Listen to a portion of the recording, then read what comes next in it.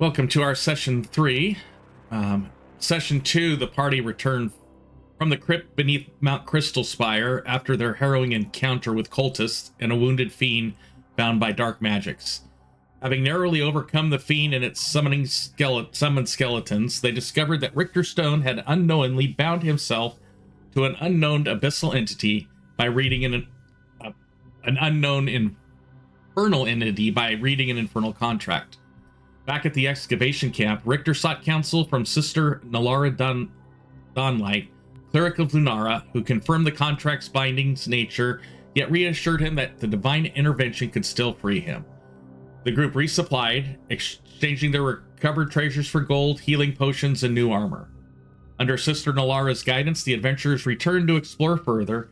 They descended into a chamber laced with channels of molten lava, suggesting that the temple had shifted deeper underground over centuries. Nearby, they found relics of an unknown pre-rising military house, a mysterious silver key, and a note ominously stating the experiment was not a success.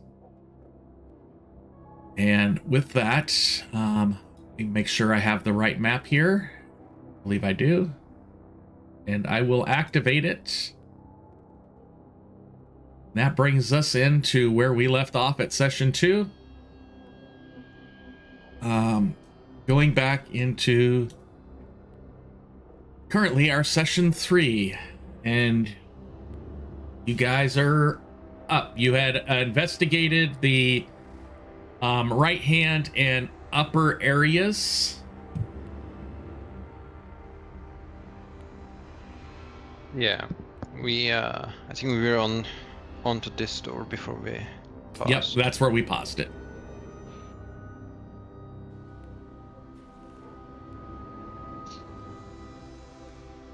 So, what's party want to do? Just going to continue.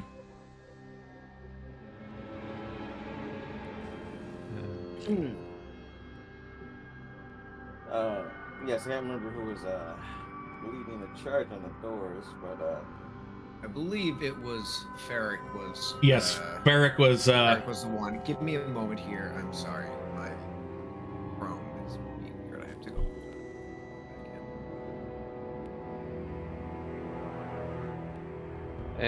I think it was a combination of Richter and Ferric. Dylan will move closer to the door.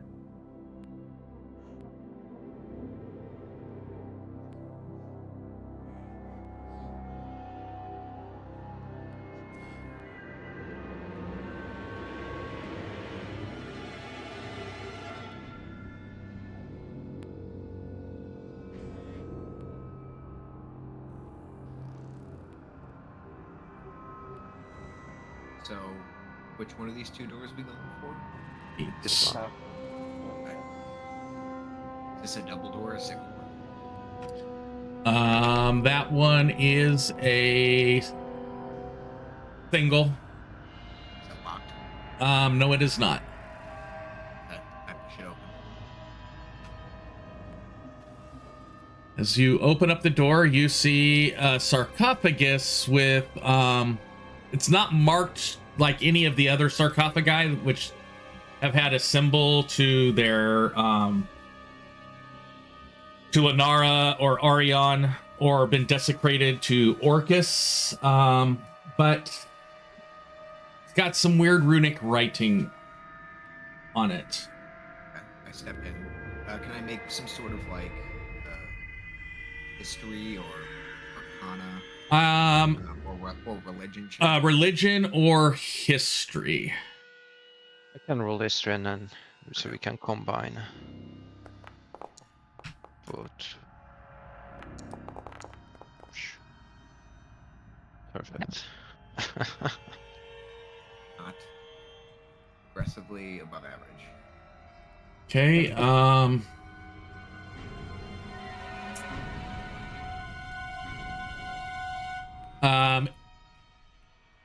guys can't get anything necessarily out of it, but let me do that one.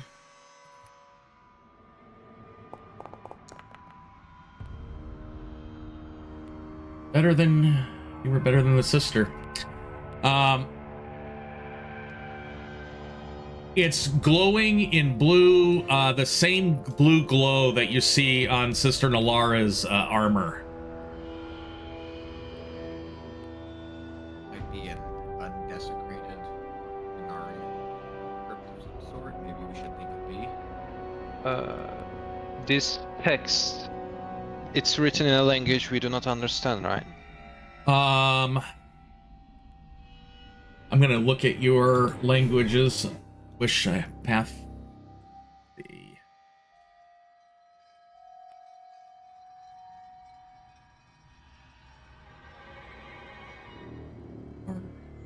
Go.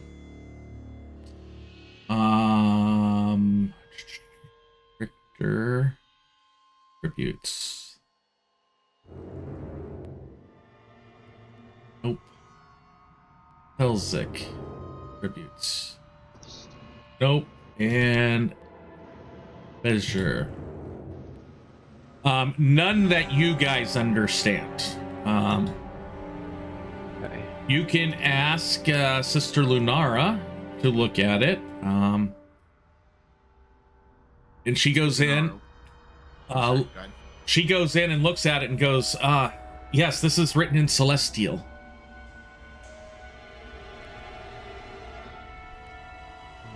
Does it say anything important? It has a name on it. And I'm gonna put that name in chat for you. It is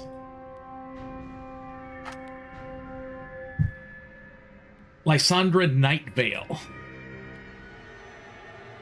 That was not the name of the saint that was statue. No. That was something else, No. right? No, that was Ulrich. Okay, nice and right. Will this be a separate history check to know who this guy is, or this figure? Yes, that would be separate history or religion. Okay. Can I make one as well? Yes.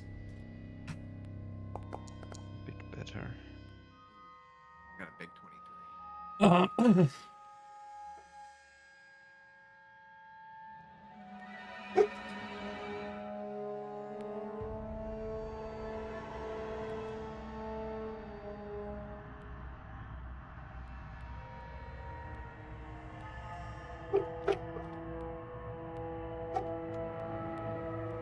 Oops.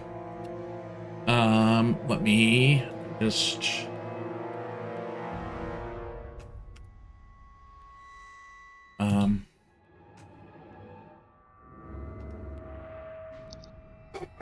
Between you and, the sister, you guys remember that she was a high priestess of Lunara. She was one of the most prominent servants of Lunara before the Rising. She was born under the Twin Moons, said to have been marked by Lunara herself.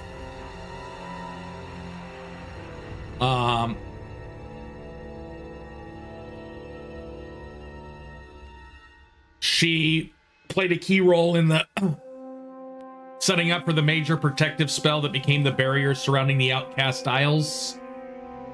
And she was a very good negotiator. Okay. So I see that put some information in there for you. I see that on the map there is this like blue symbol. Yeah, that's on the sarcophagus. writing. That's what you right, got. okay. That's what you guys just read. But it's not like magically glowing, right? Yeah, it is glowing, just like Sister Nalara's armor is glowing. Interesting.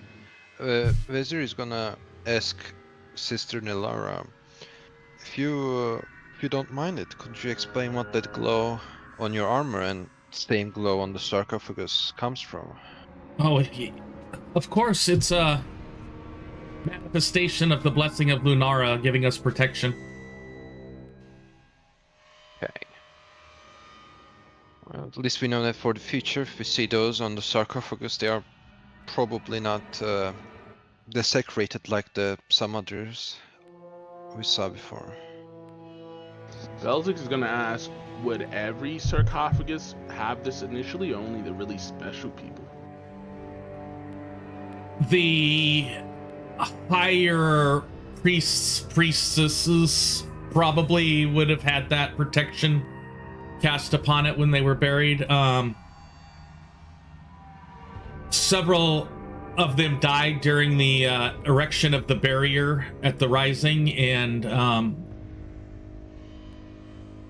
from what I understand, this is the sister speaking, she goes, I think they would have put extra protections amongst those that had great impact to help prevent any possible won't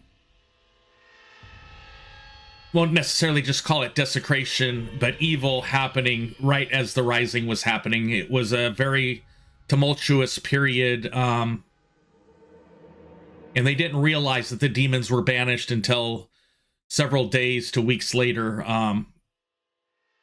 when she died the day of the rising. It was probably set aside as a potential barrier to prevent the possibilities of demons defouling or turning her corpse. Necromancy was very big back then. I think we should leave the crypt be. Seems undesecrated and no reason for us to disturb such a person's rest. Yeah. Let's check the other door. I'll approach, unless somebody else wants to take this. You're good. Nobody. Drag that down here. Add those notes in. You open that door. You find a jumble of ruined pottery, urns, stuff like that. That's all broken. Just from your initial look in there. Wizard is gonna say, let's be careful in case there are snakes inside the pots. Nah, he'll slowly approach and look around the room to see if there is of anything importance. Roll an investigation check, please.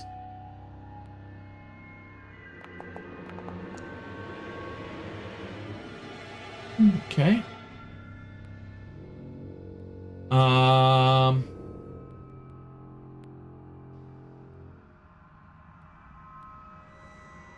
Let me go here. And like this.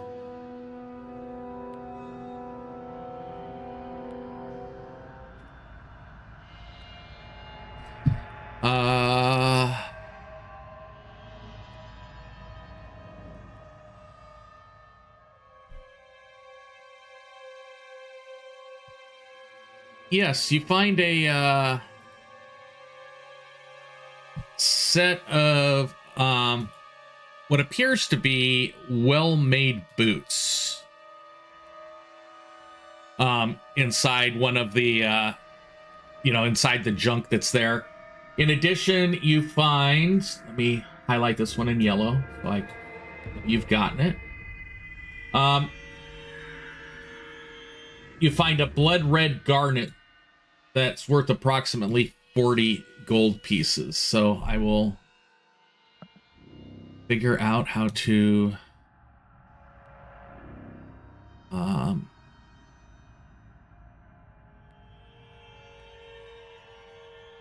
here. So you found that.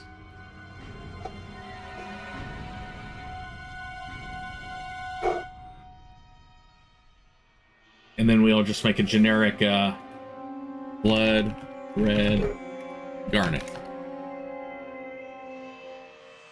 So the boots you found are boots of elven kind. They provide advantages to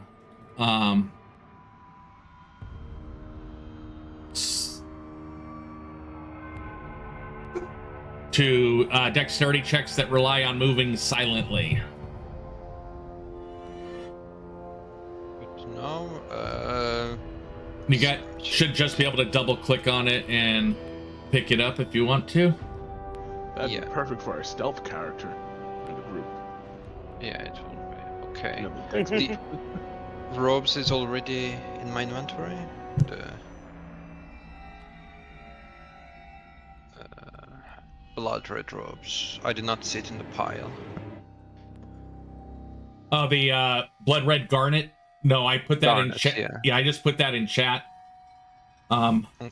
I will create let's just create a piece of treasure.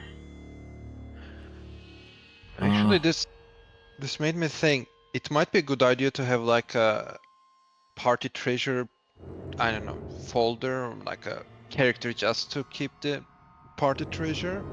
Not When you specific- guys get back to the encampment, we can create one, but as we're in the dungeon. in the Yeah. dungeon, you guys actually need to be carrying this stuff. So I will Sounds put good. that there. Let me get an image for this.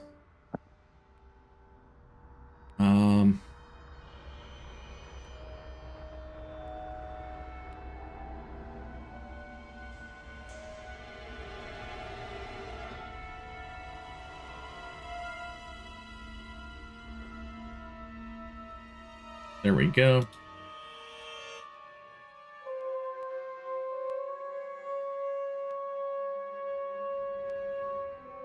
There's a garnet for you on the ground.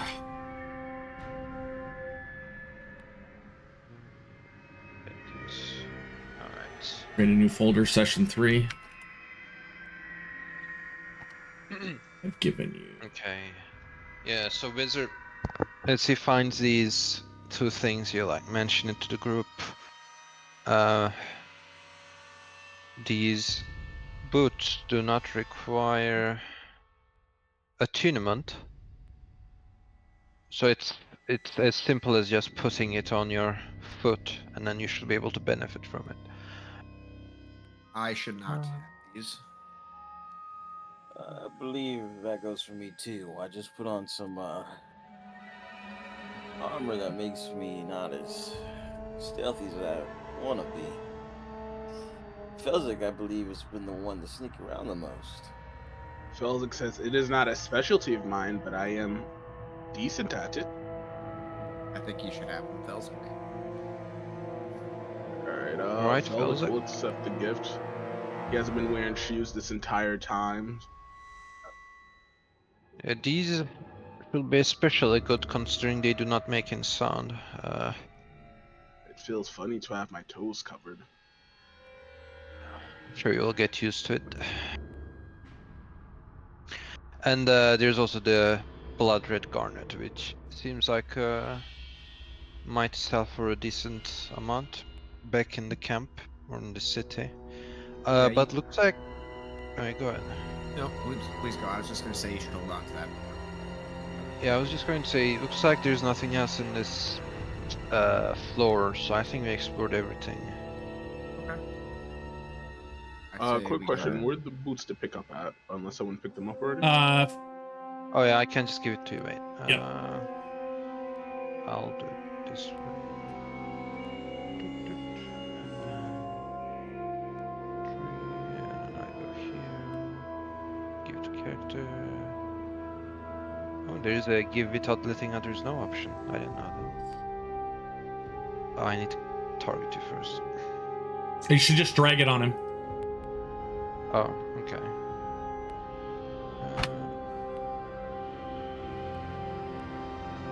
Drag it on you and drop. Thank you. You should have it now.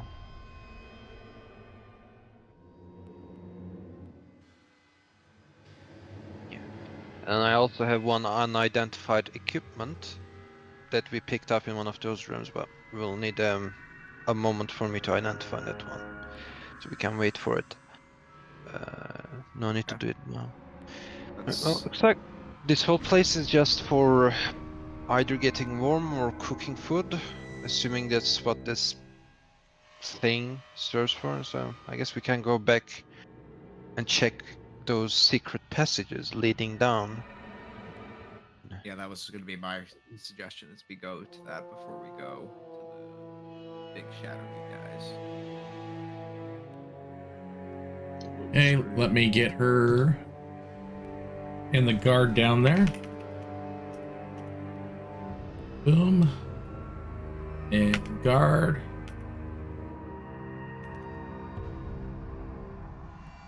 Okay. Oh, yeah, we will use the key to open it. Oh yeah. Yeah. I will do that. Hey. You unlocked it? Yep.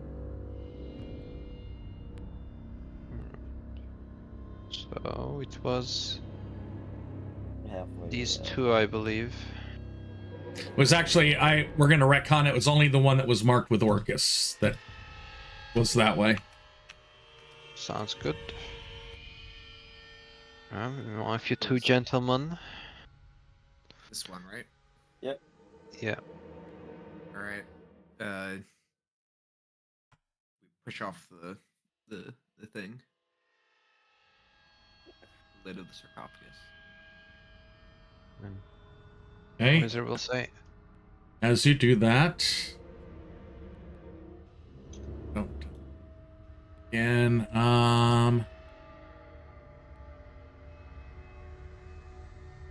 you find a set of stairs going down. I mean, a ladder that goes down.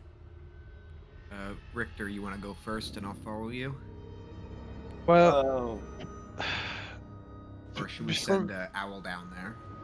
yeah, I was going to suggest it before we go down too hastily. You know, it's one thing to go down the stairs, one thing to climb down a ladder. Because if we get into trouble while climbing down, that's gonna be a bit awkward situation to be finding ourselves.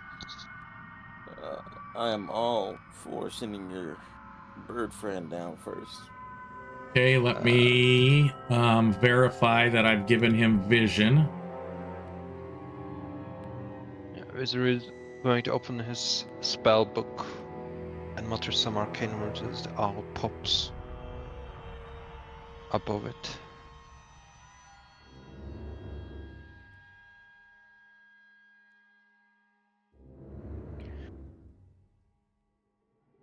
And I'm assuming you send it down the stairs.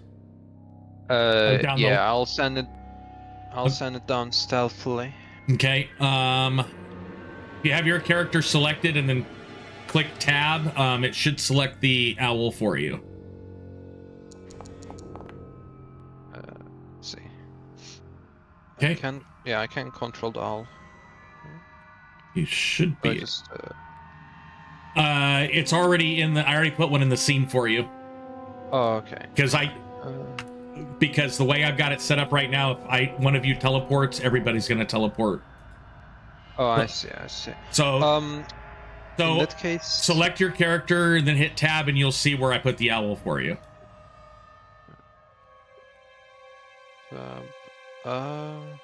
let's see. I do click tab. Oh, wait. Yep, right there. Right here. Yep. Okay.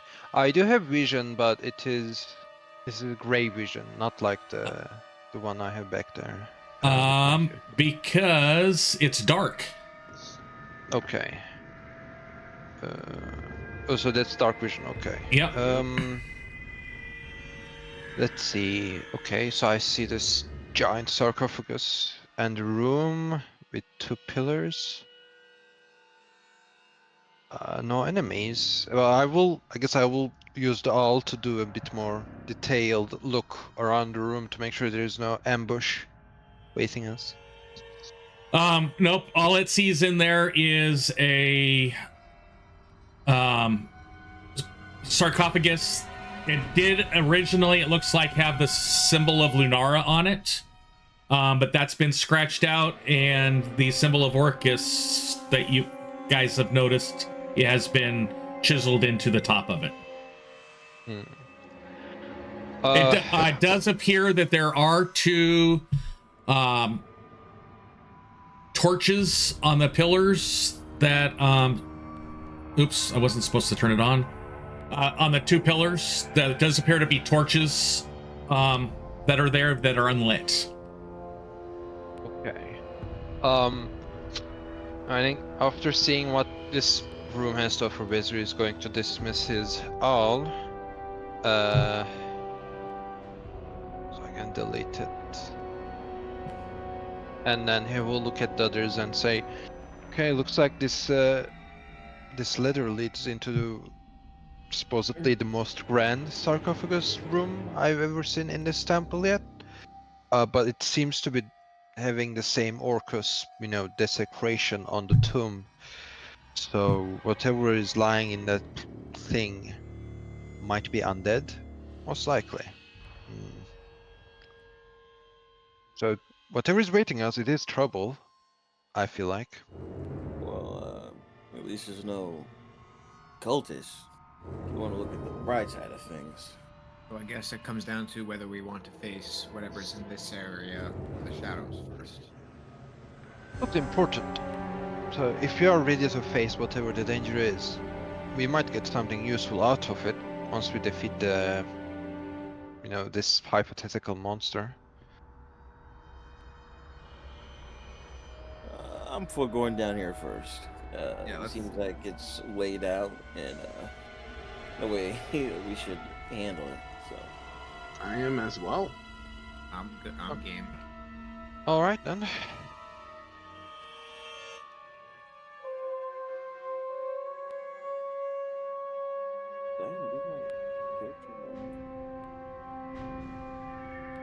Someone on top of me? Yeah. Oh, yeah. Yeah, it's a... Let's see. As we enter the room, Wizard is going to cast Prestidigitation to open the torches alight. Okay, they're lit. Is there anything? Alright. Could we do like a? Is there any sort of markings on the sarcophagus? Yes, like I mentioned before, it appears that the symbol of Lunara was engraved on the sarcophagus at one time, just based off of the rough-hewn chisel marks in the center of it. And then there is a newly chiseled-in symbol of Orcus on the sarcophagus. Varric, I know that you recently spoke to your god, but now that we have the sister here, do you think, I don't know, maybe between the both of you, you could do something? Well, I believe between the two of us we could attempt to consecrate this place, but I worry that we wouldn't be able to do that if there's a powerful undead possibly awaiting us in whatever this sarcophagus is. Right. There's also that big place in the grand ceremony room. Laura, do you have anything that you recommend doing here? Do you think we should open the sarcophagus?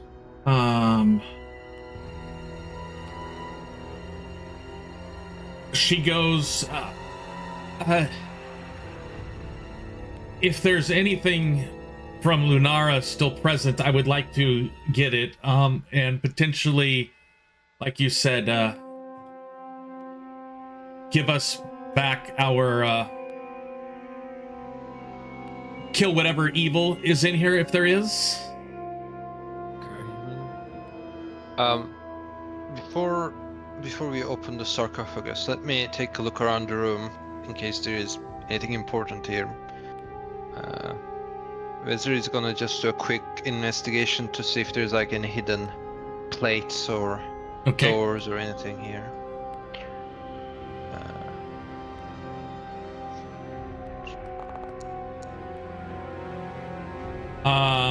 After a thorough... Oh, I didn't even start the time, so I'm gonna... After a thorough investigation, you guys, you do not find anything that would lead to you to seeing there's a trap or anything like that on either in the room or on the sarcophagus. Okay. Alright, looks like it's safe to open. Well, I mean, until we open it, I guess. Richter, do you want to take this one? Do I want to? Will you take it? Will you open this? I'll do it. Yeah. Rituals move up and open up the sarcophagus. As you open up the sarcophagus, slowly coming up to out of the sarcophagus, as you open it up, you see a humanoid type creature, gray and gaunt in its appearance, almost lifeless eyes staring up at you. As you look over, its eyes flash open, and I'm going to drag, right click, and I would like you all to roll initiative. Yep. We did walk into this one. Oh, we are here to clean out this place as well, so Yeah. Can't let it be here. Exactly. Dylan gotta go home. Let's get up out of here. Okay, that's going to bring us up to Richter. As you open it up and this thing starts to slowly rise out of the sarcophagus, it's your turn. Are you going to let it finish its rising? Let me see here. No, we're gonna send this. We're gonna send it to another grave, an early grave. I don't know. Might be too late for him. Let me. Where is it? So great sword. There you are. Try to. What? Oh, I gotta move closer. Let's step a little bit closer. Actually, is it? It's weird. So he's the space that he's in. He's in the casket. He is in the casket, yes. Okay. Can I comfortably stand? You could stand right next to it. You could get to him, yeah. Actually, I'll stand on this. No, she's got a card off next to her. I'll stand over her.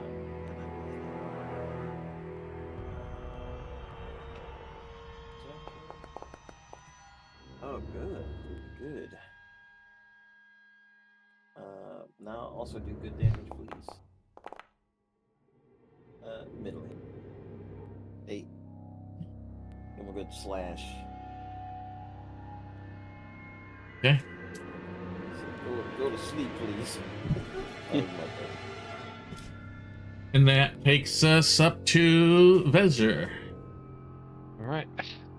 Wizard sees this ghoul rise up, he will say quickly, I've seen this before. And then he will shoot a firebolt at it.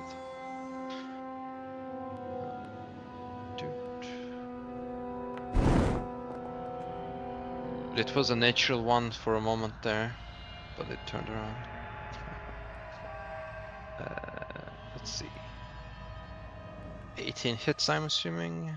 Yes, it does. Alright, it's gonna be 10 fire damage. Okay. It took its damage. It's my turn. Beaker, you're up. Alright, going to Eldritch Blast this creature.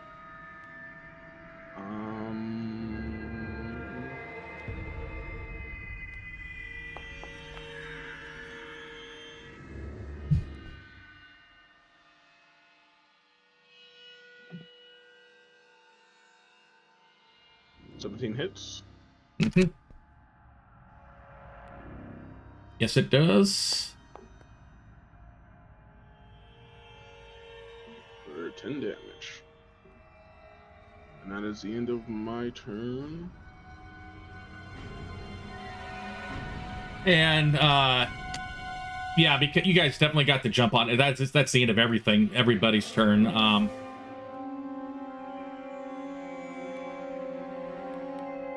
Unlike the other things that you have that have attacked you, this one appeared less like it was trying to fight actually attacking you as it was trying to come up. It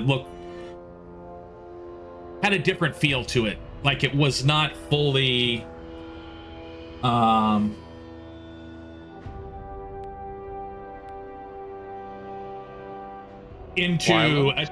fully into the violence to attack you. I see.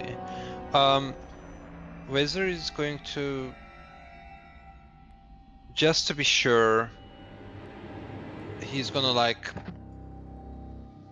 send another firebolt into this creature to make sure like if it can regenerate, the fire stops it.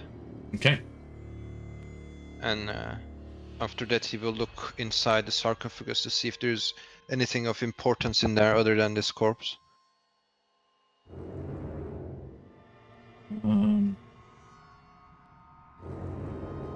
We don't do like monster carving and stuff like that in this game, do we? No, but if there's anything in particular, not in general, but if there's anything particular that you know you'd want, you could go ahead and say, hey, I think something that from like this would be good. Okay, I was looking mainly for like ingredients to create, I don't know, stuff like potions and stuff, or scrolls. But in that case, no, I won't. I am not interested in carving this guy. I mean, I'd like to look in the sarcophagus as well to see if there's anything in there. Okay, roll it. Like the body. Okay.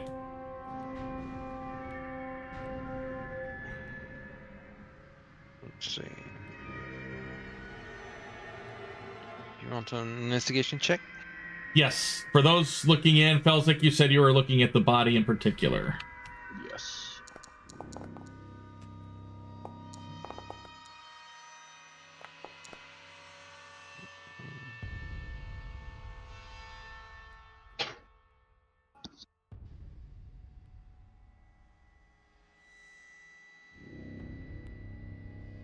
Got a 19. Yep. Let's see. Based off of those rolls, Barrick and Vezir, I'd like you each to roll a d10. Okay. As soon as I woke up from the computer. Alright, rolling D10 right now. Okay. For some reason. And then Belzik didn't need to roll one. You're doing something different. Okay, 6.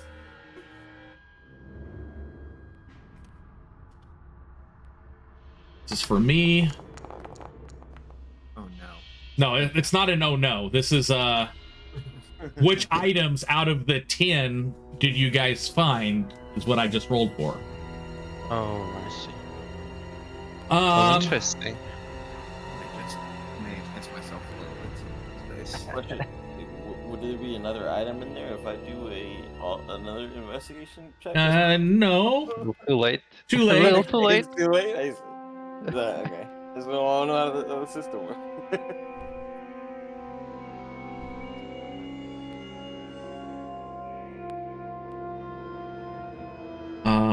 A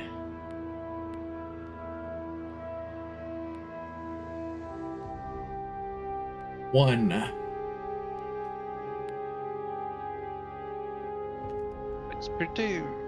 It's pretty rare that none of those 60-10 was duplicates. Yes, it is rare. I'm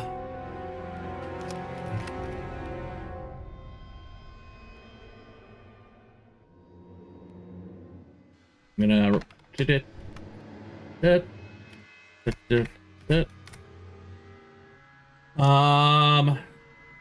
and that was 5 and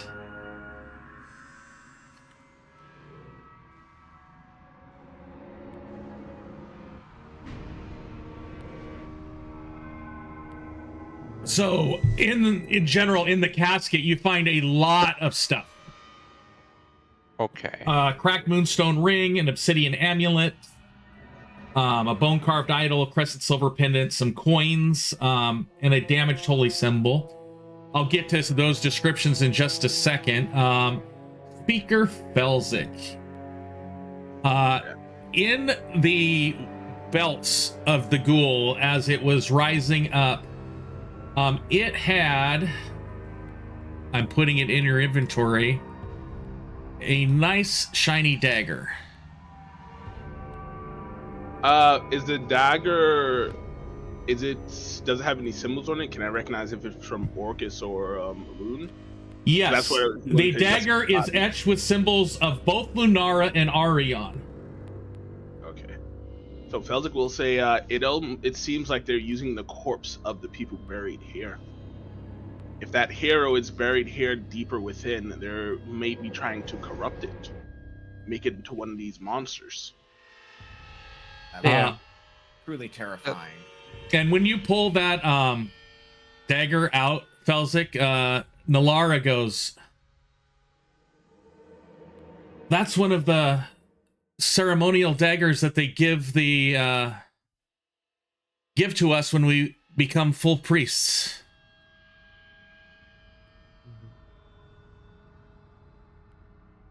So the person here used to be a priest That's as well. yes. So I believe that thing you just re-killed was the remnants of one of the old priests. I am sorry to hear that. They are doing this to your people of your faith. There must be a reason for them to be doing this. Let's see. Barrick. Let me get your things. Barrick got that. So, Felzik will say they're putting things in these caskets, desecrating them, and then changing what's inside. It seems like maybe they are testing for things as well. Maybe there is more doing here than just that letter we found. Could be. Well, Feels like we've only scratched the surface of the evil that is lurking in this place. there are definitely experimentations going on, especially some of the letters we found indicated.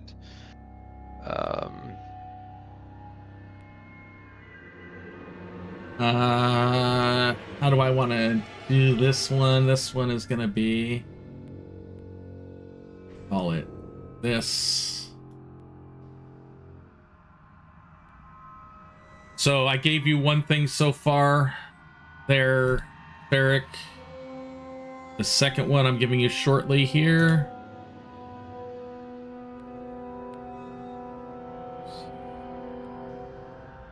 Okay, so I got the cracked moonstone. Yep.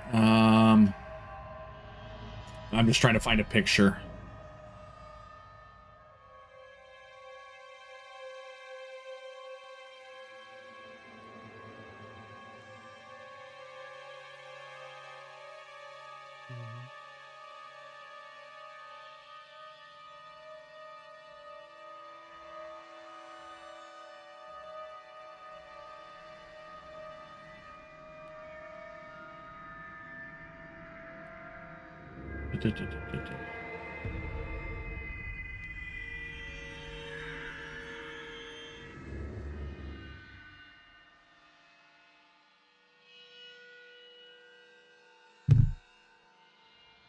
Yep.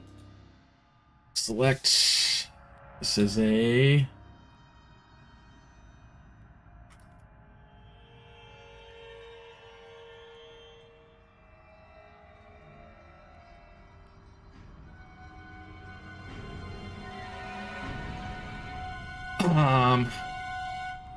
It's not letting me mystify. There it is.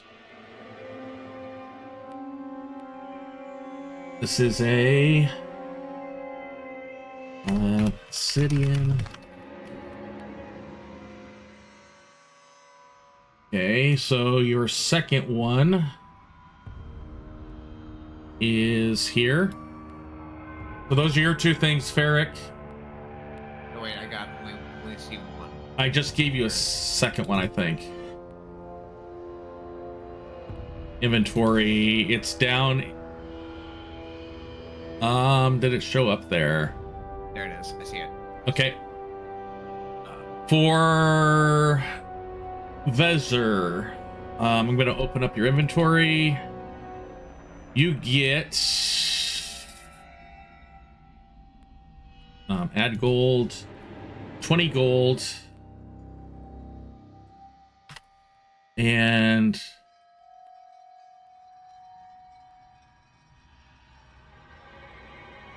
$85 silver.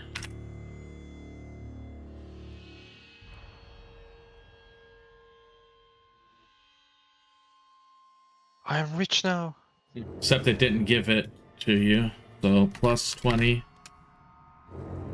And then plus 85.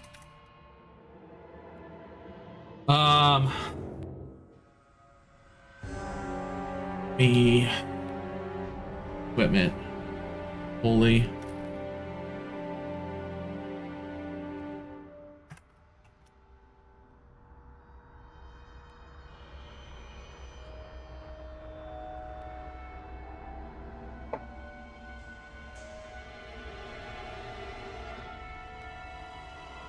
The player's handbook.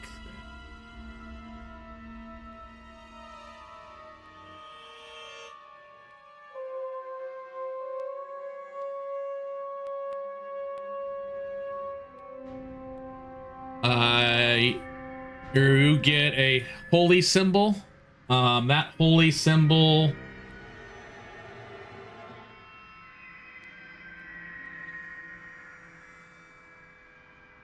is to Lunara that I put in there. So I'll edit it really quick. In there. Well, Lunara, would you like to hold on to this holy symbol since you're God? I'm gonna give you some more information about this one because it's special. Okay. I'll tell you that it looks slightly different than the other holy symbols that you've seen to Lunara. Yeah, And that was one. And then the damaged holy symbol I'll put in here and edit so that it says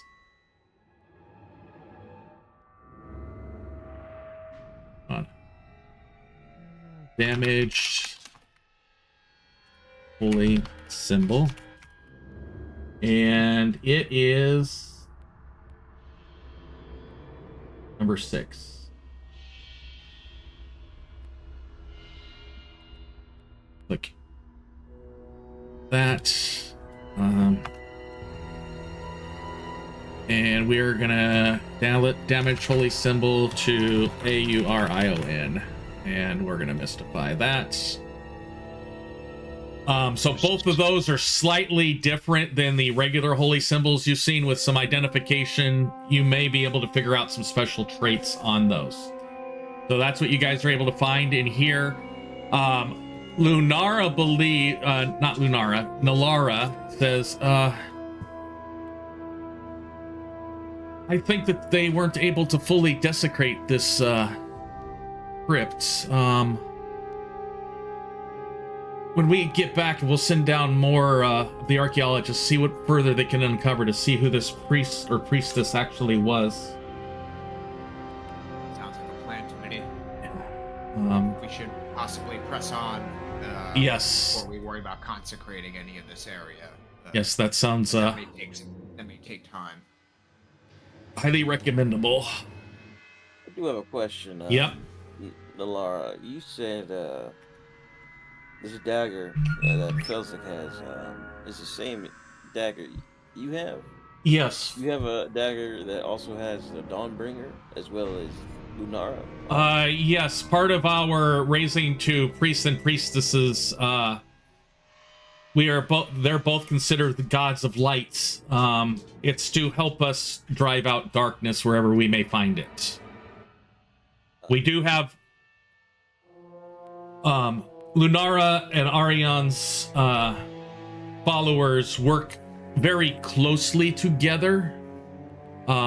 Yes, we have some different overall goals in mind, but as far as fighting darkness, we are united. The enemy of my enemy is my friend. I understand that. Oh, no, it's more in the lines of the enemy of my friend is my enemy. Twist on the classic. I understand that too. For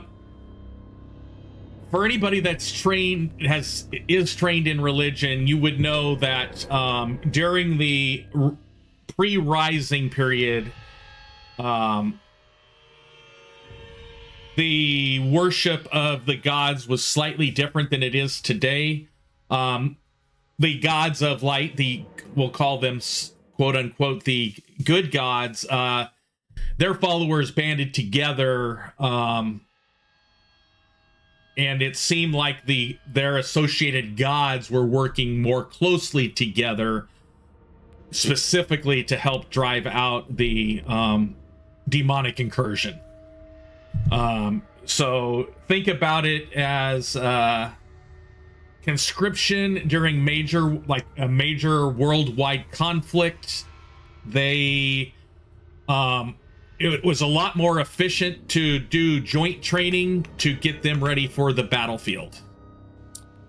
Is it to fight the same enemy? Is it then common to have temples like this, where it's two gods? It would be common for a crypt to be like this. There are known to be several temples of what they called the temples of the light and moon, or the temples of the sun and moon, which specifically would have the symbols of Lunara and Aurion in them. And there are currently what they would call temples of the light in some of the major cities, where both sets of clerics worship. They worship separately, but do work together for the common good. I see. Okay. Okay. Head back up.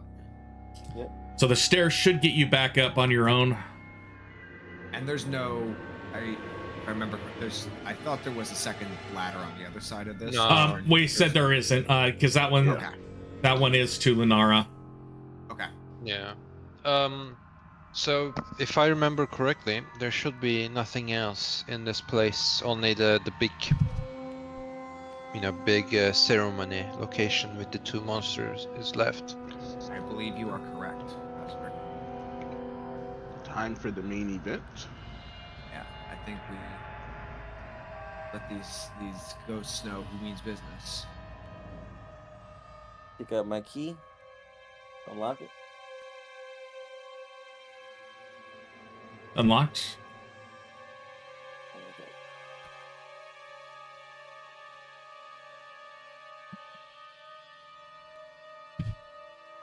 Okay. Go here. I want to do an idiot check in here. Yep, we're good there. Let me go here.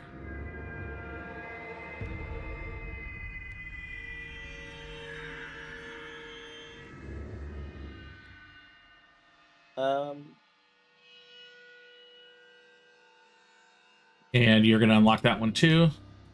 Yeah, before Really? I go in, I look back at the others and I'm like, I assume that we won't be stealthing in. Well, I do think it might be a good idea to send the owl ahead a second time, before we go in. Okay. I'm You're just okay wondering with because that, Ezra? Let me Stealth fix. is not my thing. Let me fix the owl's prototype token. Sorry, Vesra, I don't mean to speak for you, if you're okay with No, it's scaling ahead. it's fine. The purpose of the familiar is to do stuff like this. So I'm gonna pull out. I was gonna before we open the door. Oops. But Nobody I only ask because I'm gonna. I believe it'll probably get dark again. I was gonna pull out my lantern. I just, at that point, I'm pretty sure all stealth would be out of the window. So it seems that no one has any other opinion. So I will. He'll pull out his lantern and light it, Light would be most appreciated for me too. and hook it onto his backpack. Well then,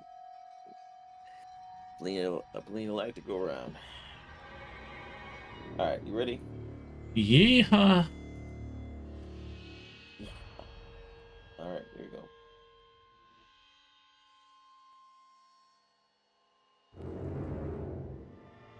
Okay, let me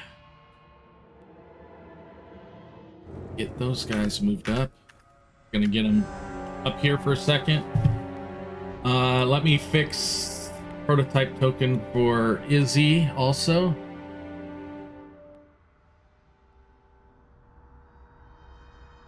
Izzy's was already set up, right? Okay. So if you want to summon your owl on this side and then walk it up the stairs, you can go ahead there, Vezir. Yep.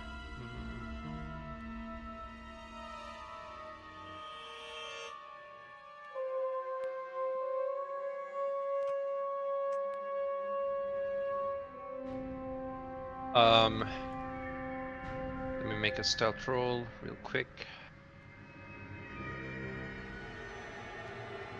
Where is it? Here. Perfect. Okay, and again, just like last time, the lines you see on the map would be the limits of where you'd be able to go for the 100-foot distance. Yeah. As Vezir's owl familiar is flying around in this huge place within the limitations of the range, he will. It's like going to perch up on one of the pillars. Okay. Looking at into the room, and then Vezir is gonna say to the others, as far as I can tell, it's still the same monsters and nothing else. They seem to be wandering around. The moment we come out of the passageway, it will immediately put us front of the monsters. So, which means that depending on the light source,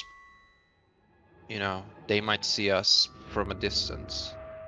Although I think these lanterns, we can keep it to 10 feet, like light given. Which would give us ample space, actually. I mean, you would only see front of your nose, but we might try to ambush them. Right. With that. So when you go past this entrance, is there is it a hallway or we're just right into the room? Well, imagine. So it's when you go up these stairs, it goes 30 feet straight and then enters the room. Then you're right. I think we just move into that hallway, take up a defensive position, and hopefully that will be enough to bring them to us. We could do that, but do remember, 2 of these monsters are incorporeal shadows. So I'm not sure how much of a, standing in a corridor in a tight space is gonna give advantage over us. Because I'm pretty sure these guys can just go through us. That's true. I will say this, if we try to be stealthy, we might ambush them. That will give us a bit of an advantage. If we just rush ahead, it probably leads to the same consequence if we have not tried to be stealthy, so might as well give it a try, is what I'm trying to say. That works for me. We might as well give it a shot. So if you give me just a second, I'm going to do this and go that and that. And We'll say it just does take me a full action to hood the lantern and unhood the lantern.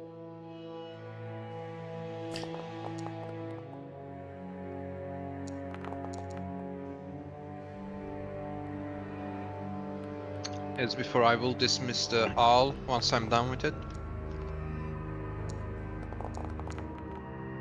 Sound check. Now you have advantage, by the way, Felsic, because of the boots. Right, yeah. just roll another d20 for me real quick and I'll update it. Let me private blind team roll d20. There you go. Okay, your first one was beta. Did it? I'm not sure if it rolled disadvantage for me. I'm pretty sure it's not a good roll already, but if it didn't roll a disadvantage, it was supposed to be a disadvantage. Should I Go ahead and roll again then. roll again? Okay. Yeah. Blind. Stealth.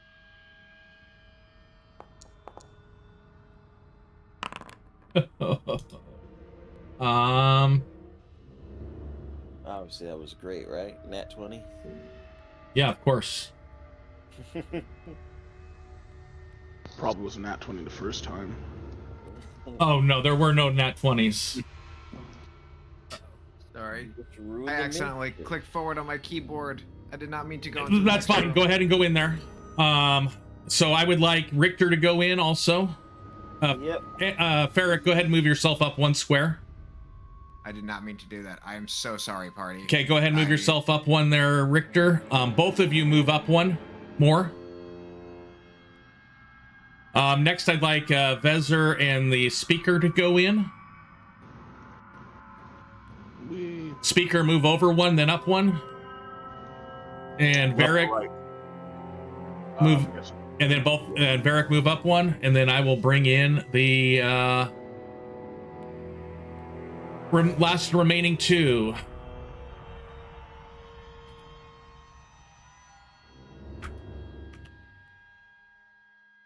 That's interesting. They're kind of reaching out of their portraits. Uh-huh.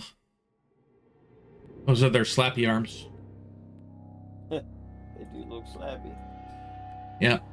And we are gonna do. They play a mean game of patty cake. So, we're gonna go ahead and roll initiative. Then, based off of your guys' discussion, I was going to assume that you guys were holding something until you guys got into this last little section. And I will, first time through the initiative order, I'm gonna let you guys go. And then we will go with them. So the first time through would be go without movement.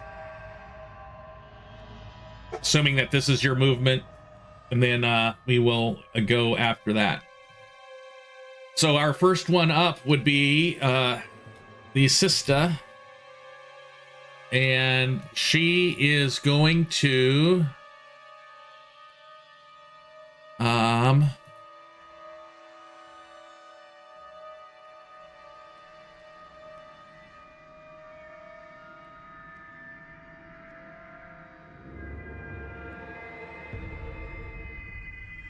cast that,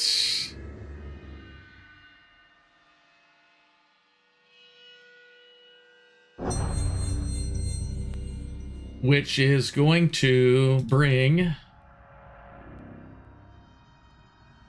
that out, and that is going to target. Oh. Gotta figure out how to do this. We're gonna go T, target, and do the attack.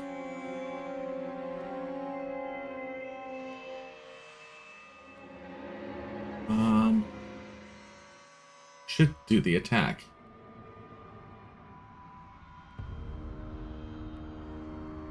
Try this again. Click. Attack. Let's say you must target at least at most one token. Oh, I've got a target. There we go. Attack.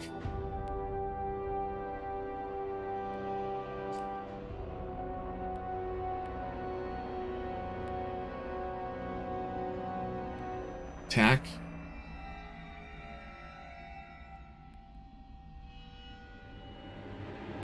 Here we go.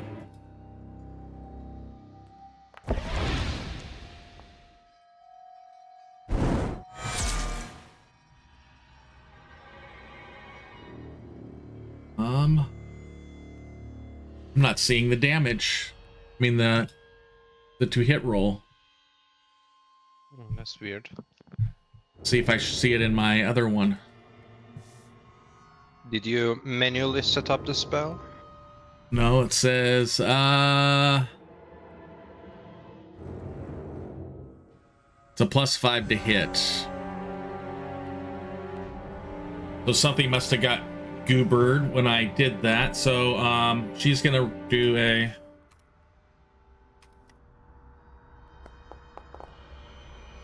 so she definitely would hit that, and then the spiritual weapon does 1d8.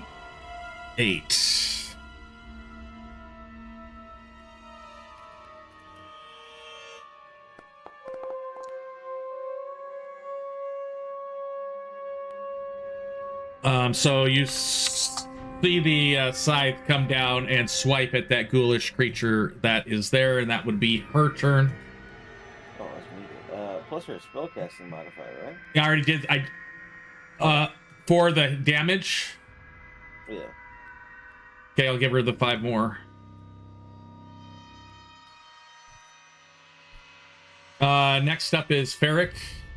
You said we can't move? I'll let you move up to 10 feet. Not a full movement. Just want to move up to here, and then I am going to, at a first level, cast Bless on all the party members. Okay. How do I target multiple people? Bless. Shift T, or right click on them and click the 3 concentric circles. Will add them to your target list.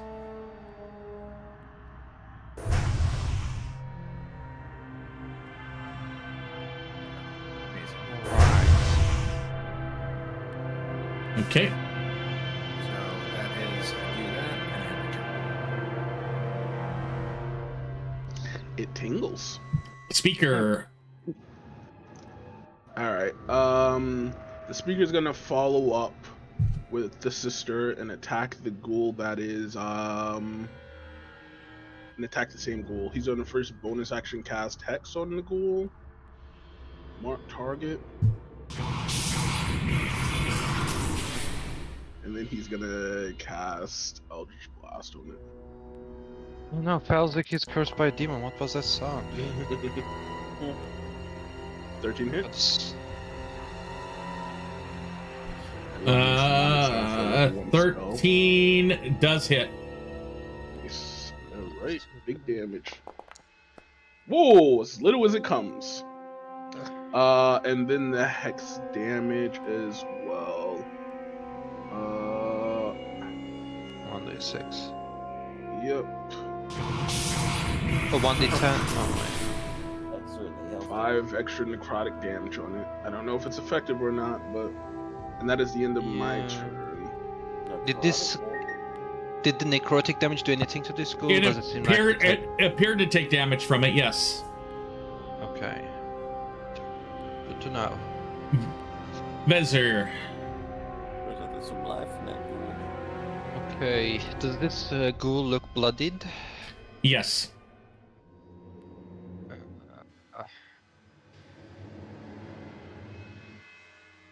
Wizard is going to quickly say light for the shadow monsters, and then he will. Oh man, I'm not a blaster wizard. Okay, I will cast a magic missile I'm gonna send 2 bolts at the ghoul and 1 bolt at this one. Okay. So let's see how magic missile works in Foundry. Make sure to target the other ghoul also. Let's see, how do I multiple target? Shift T will get you the second target. Yep, perfect. Alright, so damage. Right, this first one, the first 2 is on the ghoul, of course. Well, wait, do I roll just one? Roll just one more at the guy up top. So untarget Okay. the ghoul that's now dead. On target. Oh yeah, the ghoul is automatically untargeted, so let's do one more.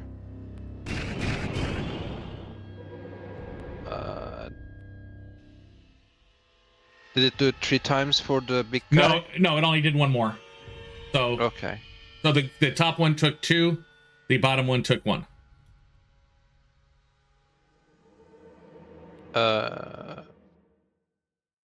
And they've taken their damage.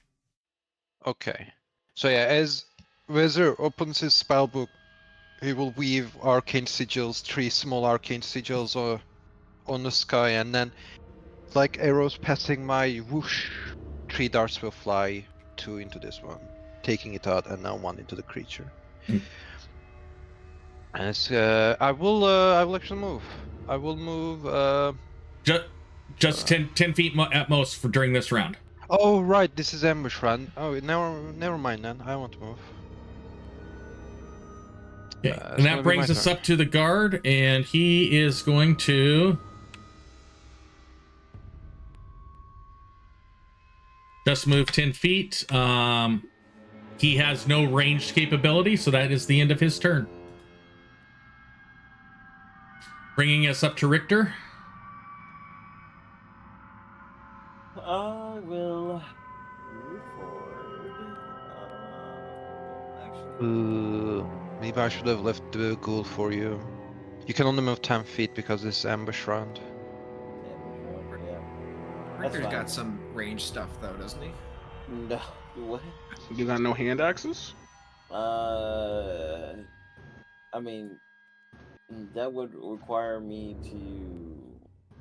In Wouldn't 2024, as part of the attack, you can pull out weapons, if I recall correct.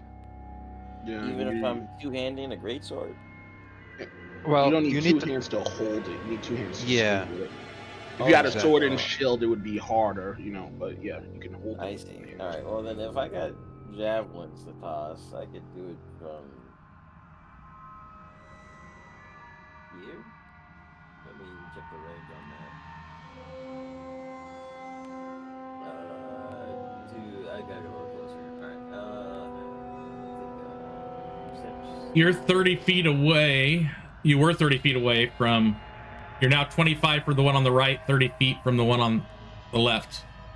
All right. I moved 10 feet. This is far enough to get into the first range increment on this guy on the right. I will throw a. Ooh, that was actually a spear. Wait a minute. No, javelin is fine back there. Hold on. I have a spear and a javelin. Sorry, I'm gonna stay back there. Sorry. And toss the javelin.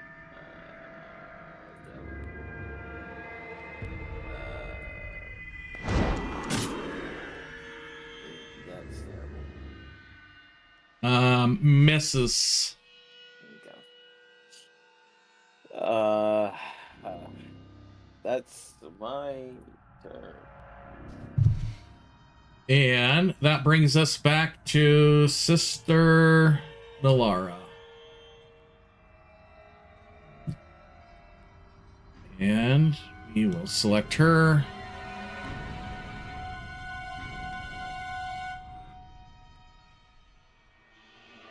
To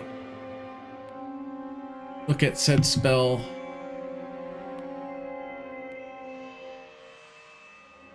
These guys have huge left arms. Should be worried about if they had huge right arms. I don't think they need those arms anymore.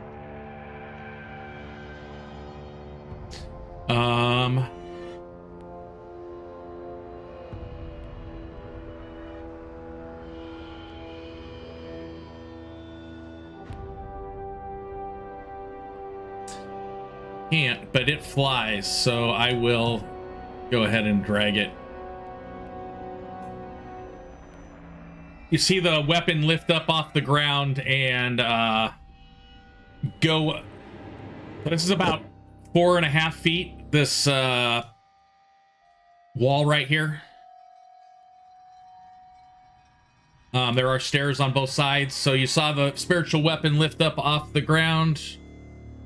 And we're gonna hit T, and because I can't get the spiritual weapon attack to work correctly, I'm gonna do a roll 1d20 plus 5.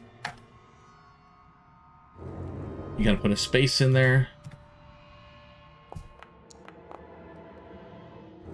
And the weapon misses, so that's her bonus action. And then she is going to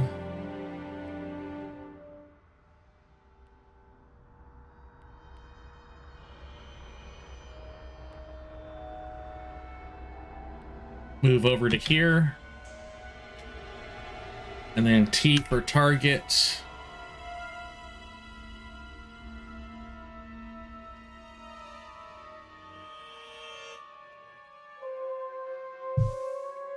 Why is it not casting? Because I don't have anybody targeted. T for target.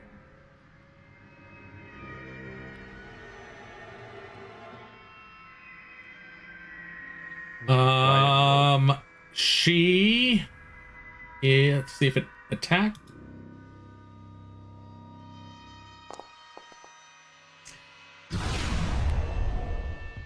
And it, man, her stuff is not working. Is she set up like a player character or an NPC? She is set up like, oh, I need to see what I think she's set up like a player character. Nope, she's set up like an NPC, that's why. So I've got to do the same thing for her again. Roll 1d20 plus 5. Definitely hits. So I'm going to select that guy, give it the glittering. And then I need to roll a... Wow. Roll 4d6 plus 5. Guiding bolt torch.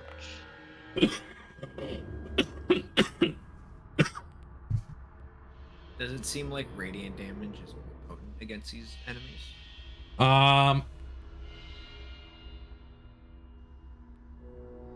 Yes, it seems like the damage that she is doing is going straight through.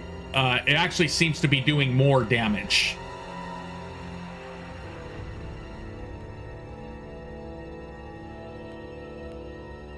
So much more damage that that guy just vaporized. Yeah, okay. Ending her turn. Okay. I'm going to... Ferric is just going to move up a little bit closer.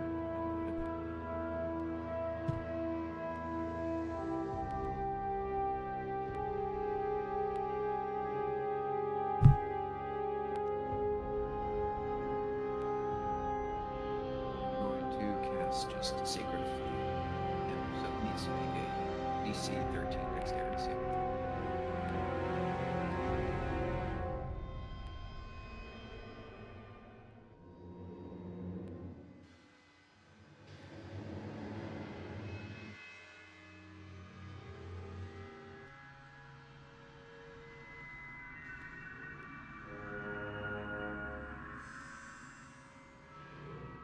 Did it fail? Roll the 7. Yep.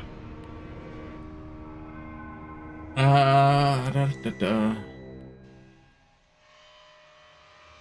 Fails again. That sounded almost as evil as Hex. Was it an 8 there? I felt like I saw an 8 appear. No, it was a Or 4. Was it 4? Okay. It was a crazy spin on the dice, though. Something looks weird here. I need to figure out why. It was the underhand toss. That's why.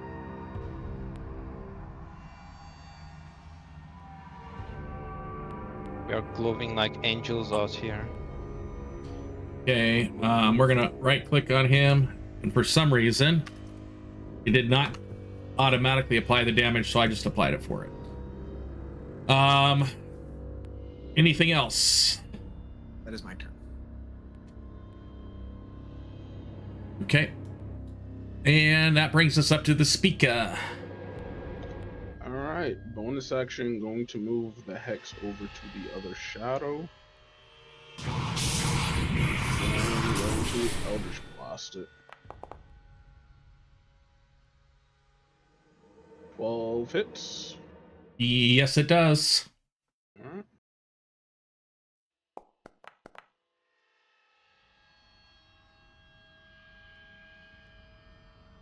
That is the end of my turn. Okay. Vezir. Alright, I will move here and then send a firebolt at this shadow.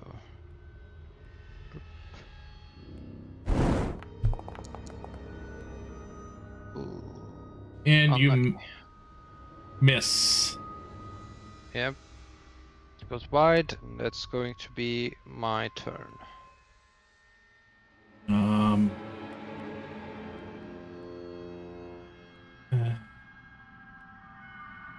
The guard is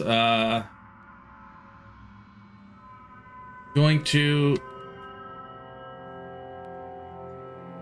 go over here and hold his action in case anything comes out of the creepy stuff to the right. Again, he has no range, bringing us up to Richter.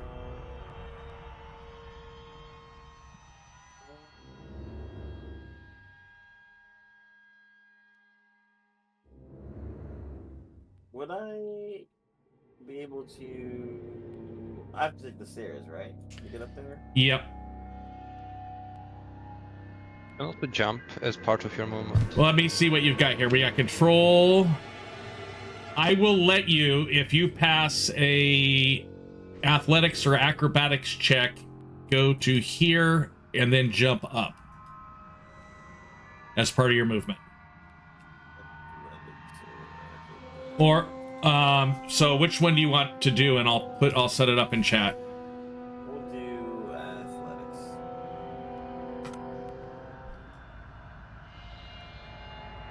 And I'm gonna blame you, Vezir, when I land on my face in front of the shadow.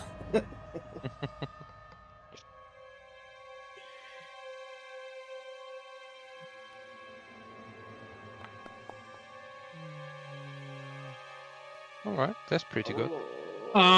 Didn't quite make it up, but you didn't fail bad enough that you're prone. You are still standing and you've used your full movement.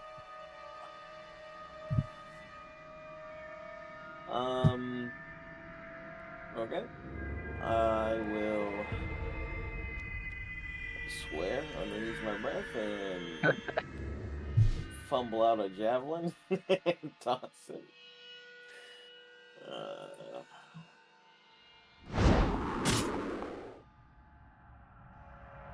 It hits.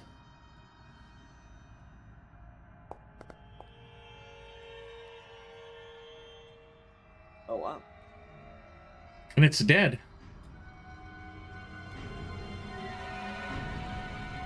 Nice. Um, Right. Now I'm scared there's more of these guys out in the shadows, because this was too easy. Scared Lissa. we will currently in combat.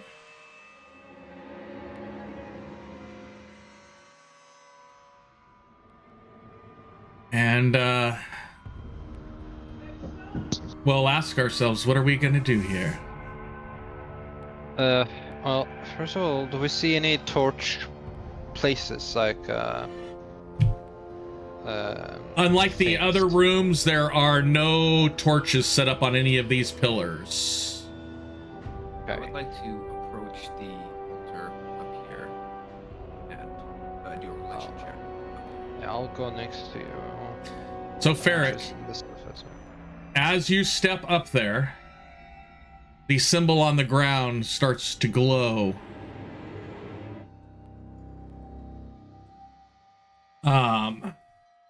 Go ahead and roll your religion. Let me target you, and I'll put the religion check in chat.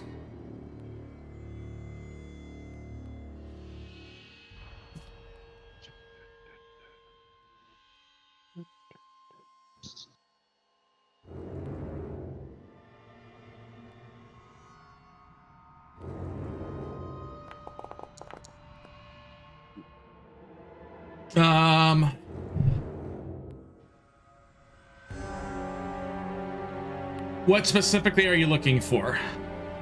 Well, I'm trying to see what's exactly been done in terms of desecration. And is this is like an altar to Lunara and Aurion, what it originally was. So I'm just trying to see like what if it's been turned into anything or if it's still in relatively This appears to be not desecrated.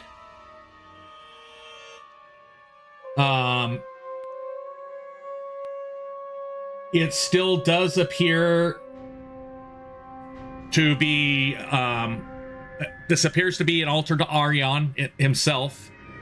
That's the symbol on the ground, is the sunburst from Aurion. As you stepped on it, it kind of lit up in the center of the ground. There does not appear to be desecration up there on the altar itself.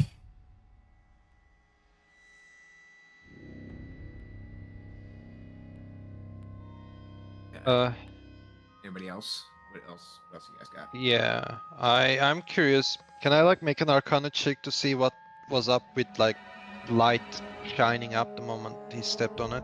It would not have anything to do with Arcana. Okay, can I make a religion check then? Sure, go ahead. Right.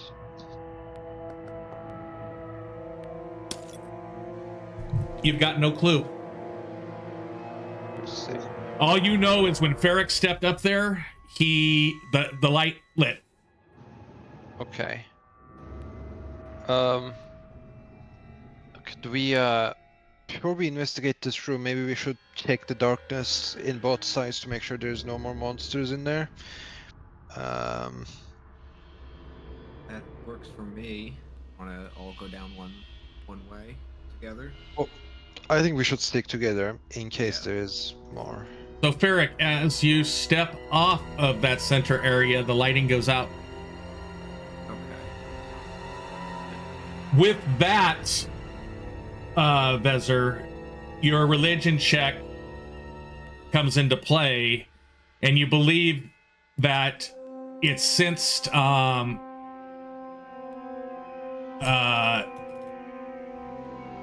don't know how to it sensed that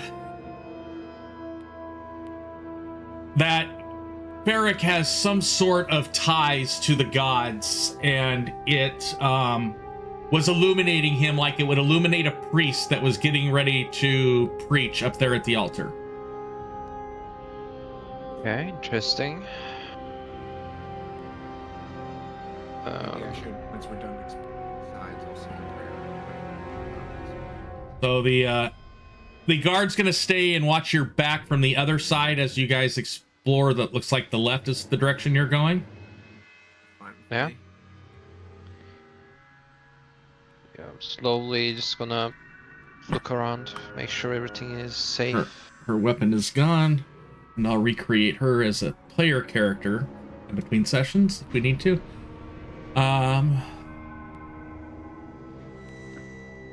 You may also, because for the future, you may also want to ask I don't know where you get your help for the Foundry, but because if these NPC stats don't work in the future, there's gonna be a problem, I assume. Yeah, I'll just make them as player characters and put them on the screen. Yeah,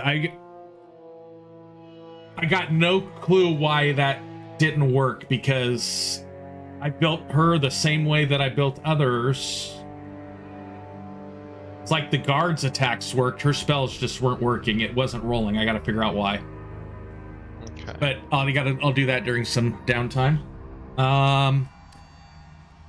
Those that are going forward, I would like you to go ahead and roll investigation checks in there.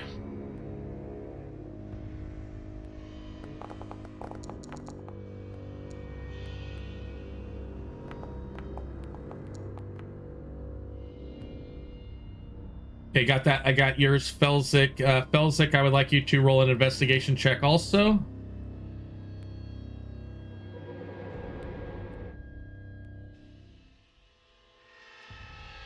So, Vesner and Richter, as you guys are exploring the left-hand side, you do see a statue to Aurion there at the far left.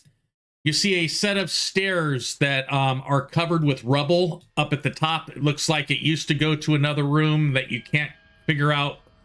It would probably take a significant amount of time to clear the rubble at this set of stairs. You do see a bunch of damaged, what appears to be pew-type benches, and stuff like that. You don't see any crypts, sarcophaguses, or anything like that in that left-hand region. You do, however, while you are there, who rolled the highest? That would be Richter. Richter, you found a book on the ground that's damaged. Richter? That wasn't Richter. What? That was, I should put it in read the it, right? wrong one. Let's go to inventory. I'll drag it over. Don't Richter worry. having Vietnam flashbacks. I will. There we go. So, what you find is a book. It's heavily damaged. You can see its title is Of Sun and Shadows. Just a quick glance of it looks like it has something to do with rituals dedicated to Aurion and Lunara. Okay. Is when I move forward, is that a statue that's been broken ahead of us? Yes, this entire area has rubble that's come down from the ceiling, and a piece of the ceiling fell down and broke the statue. Okay. And does the statue look like it's to Lunara? That one looks like to Aurion. I believe that's the way I have those set up. Let me look. No, that one is to Lunara. Yes. Okay. Cool. Can So- I make, like, I guess, just a religion check to make sure that there's, like, to see the level of desecration that's happened in this corner, because I feel like this is pretty broken and destroyed over here.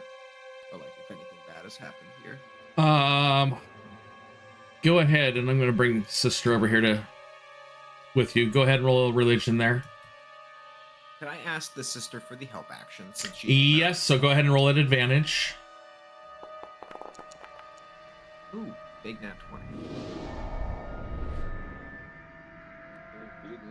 You sense damage, not desecration.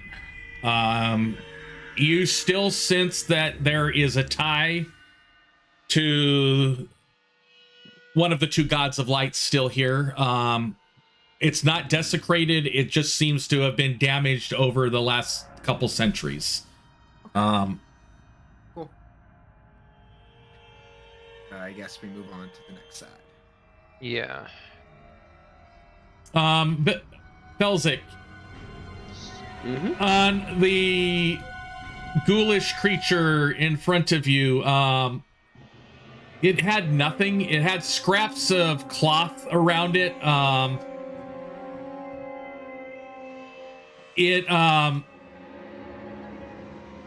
It appeared more emaciated than the one that you guys just attacked earlier. Like it's been wandering around for ages and not being able to satisfy its hunger. The cloth again, is it enough to identify it as a priest that belongs here and nothing that was brought in? Roll an investigation check.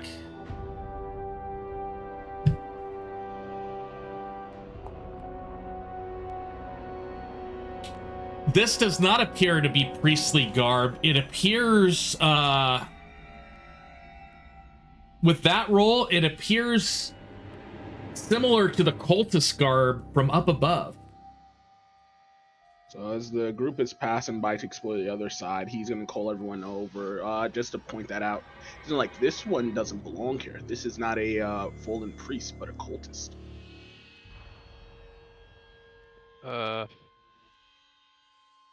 Interesting.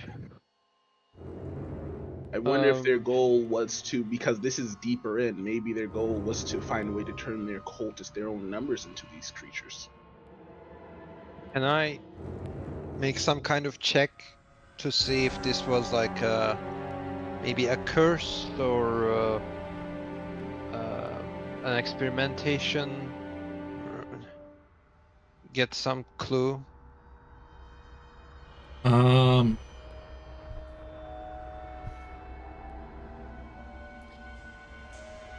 So what we're gonna do? Medicine check or do a. Let's see. We're gonna do this. We're gonna start with this check.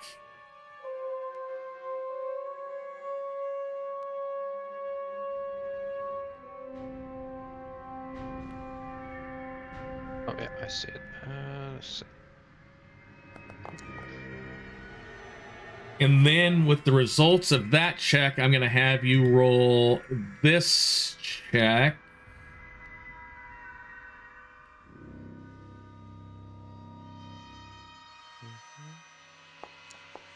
Okay. And then with the results of those two, I'm going to have you roll a final check. This is like where you have to sign a document, and he's like, sign here, sign here. So what I did is I had a starting DC for an investigation check. And with the medicine check and that religion check, I'm lowering the DC for that final investigation check. Those are two good rolls. Yes, they are, and it significantly lowered the DC.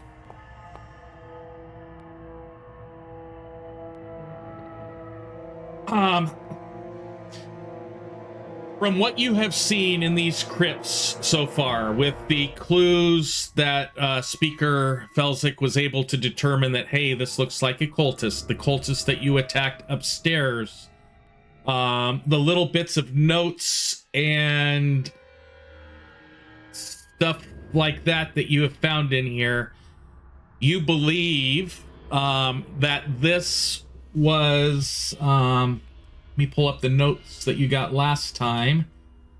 The experiment was not a success. The shadow stirs. This was probably the unsuccessful experiment by the cultists that caused the stirring of the chateaus and one of their members to turn into a ghoul.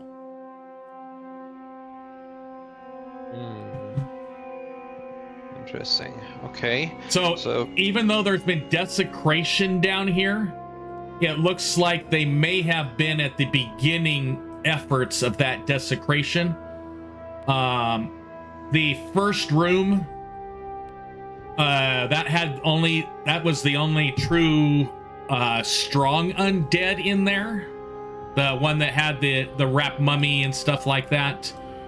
The other crypts, sarcophagi that had things come out of them, weaker than what you would anticipate if you were in a fully desecrated temple.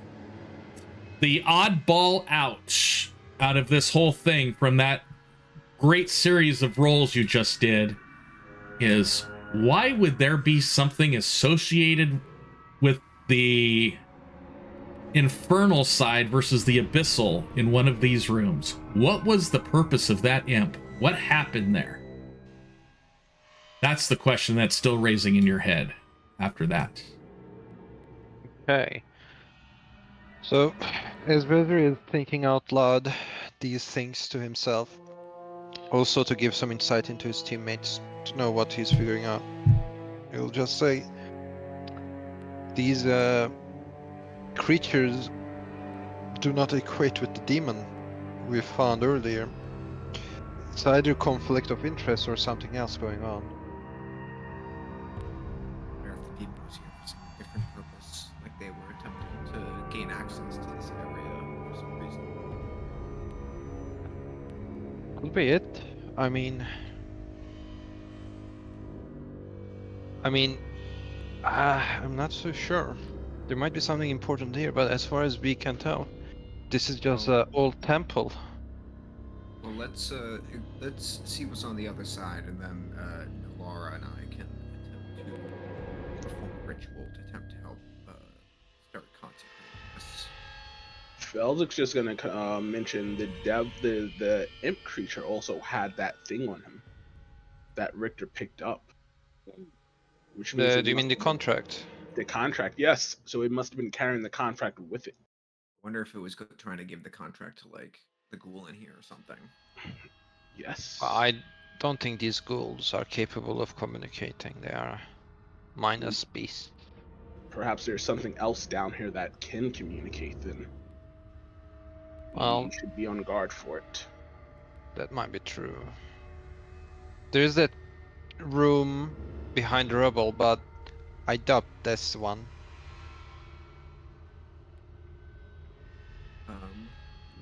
Again, we're gonna go to the other side, and I guess make another investigation check. Okay. As you guys start walking to the other side, and the sister me goes over with you. Go ahead and roll your investigation checks over there. Can I give guidance to somebody? Oh, I guess. Give guidance to Vesper, possibly. Well, I can roll a 1d4, but it's gonna make much difference. I did roll back to back on investigating these side areas. Or I guess I got a religion. You find again a statue. This time it's fully there is rubble coming down from the ceiling. The sets of stairwells that are here are both blocked off. Again, everything's broken in here. Don't find anything really of interest, but as you step as you guys are doing your investigation,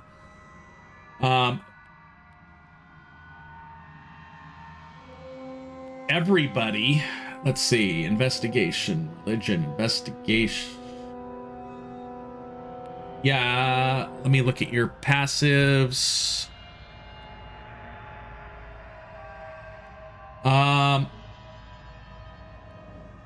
Everybody, we're gonna say Ferric in particular.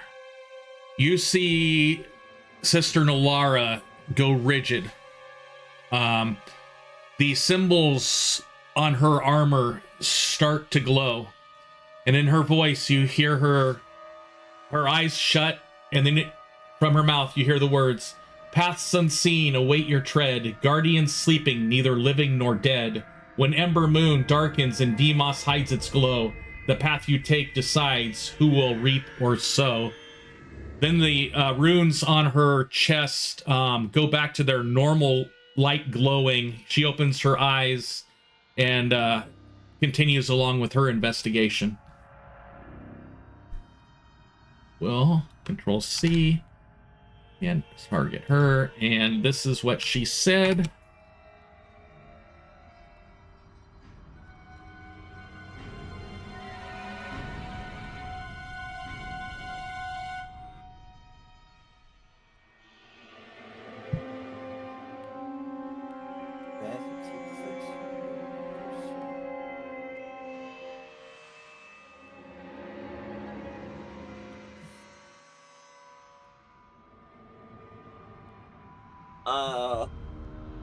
She says that out loud, you said?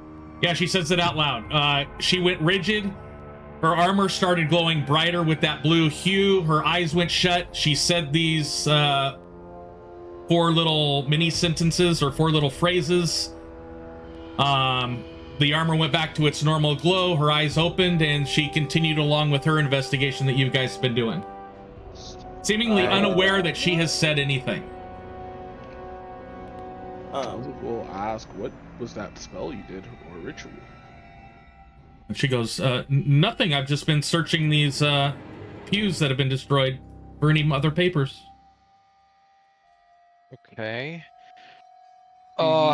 These 2 pathways at the end, they're blocked. There's no. They're blocked. Yeah, it would take hours and hours to clear up the rubble from the ceiling that are blocking up those 2 sets of stairs. Okay. So, Wizard will look at Nelara and say, well, based on my understanding of that sun symbol etched in there, maybe you should try to step on it as well, Nelara, see if it's going to give a different reaction or a similar one. Okay, she walks up. She listens to you. She walks up and before she steps on there, could I ask a question? Not to her, but Ember Moon. Ember Moon is the name of one of the moons. Demos is the other moon. Is the other moon? Okay. Is that the eclipse? That's what happened? It's not necessarily an eclipse, but basically, it could be an eclipse or it could be when there are new moons. Okay. There are 2 different interpretations I would give from that, either eclipse or new moons. You don't really know which is which.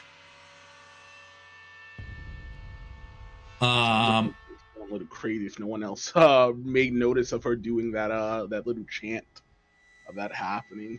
So you guys do know the next time that both moons are new is going to be on the 1st of Blossom Vale, which is the day the king is making his speech. Okay. Well, that's Actually, okay. no, it's not. Let me go back here. Yeah, 1st of Blossom Vale is the day the king's making his speech. That is the next time both moons will be new at the same time. I'll lean over to Felzik and say,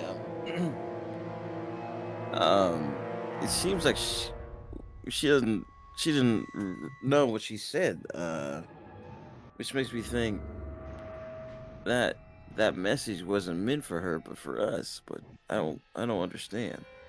Which one of us? I was say, oh, you heard it too. Okay, I thought Felzik was imagining it. Okay. And as she goes and steps on that symbol, similarly to when she was doing her investigation, her runes light up. She goes blank in the face, her eyes shut. This time she says, the barrier trembles, ancient wards decay, shadows forgotten soon find their way. Heroes must rise, both noble and bold, to choose if darkness or light will hold.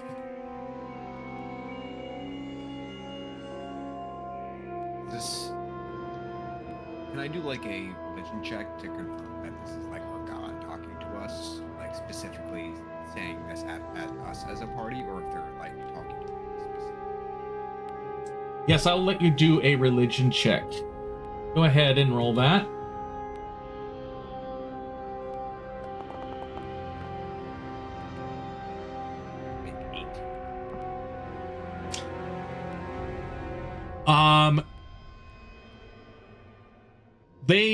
These words have the same similar form of prophecy that you have read in your religious studies.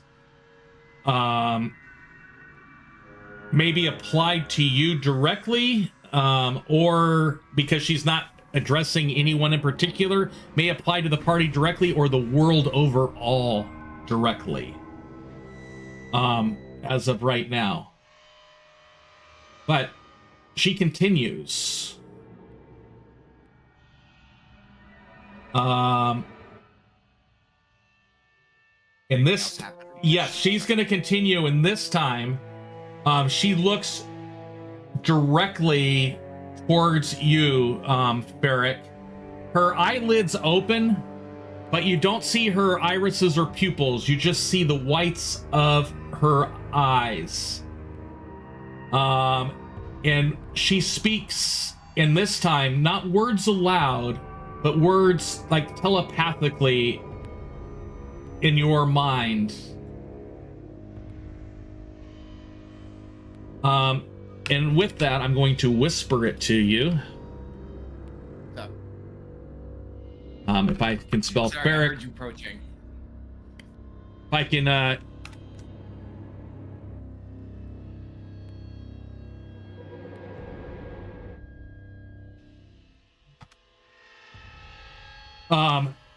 this time, it's,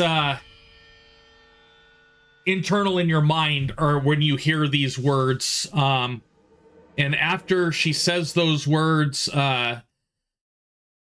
her eyelids close, they open back up. You see her normal eyes as the bright shining on her armor goes back to the normal blessing shining that she has within normally. Interesting. Oh, there's a lot to take in. Feel like these are some ominous portents that are delivered to us.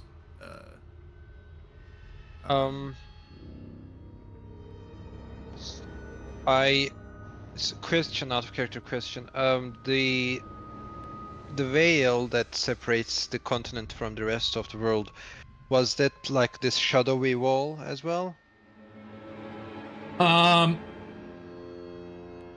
The veil is invisible, with the exception of if it's raining or foggy near the veil. The rain doesn't penetrate from the top or the fog through it. Okay. It's imperceptible except when there's something happening on one side and not the other, and then you can see the difference. Okay. Let's see. These are, I'm gonna say this. These words are definitely sounding like stuff for clerics to solve. Except I'm not sure right now, you know, we are strong enough to really do something about it. I think we have to we have to sit on this and possibly, right now I feel like we're getting more questions than answers, and that's, I'm not sure if we're going to get the answers we're looking for here. Perhaps the message wasn't even for us. Maybe we are meant to deliver it to said heroes. Maybe. Right. I mean, we are here working for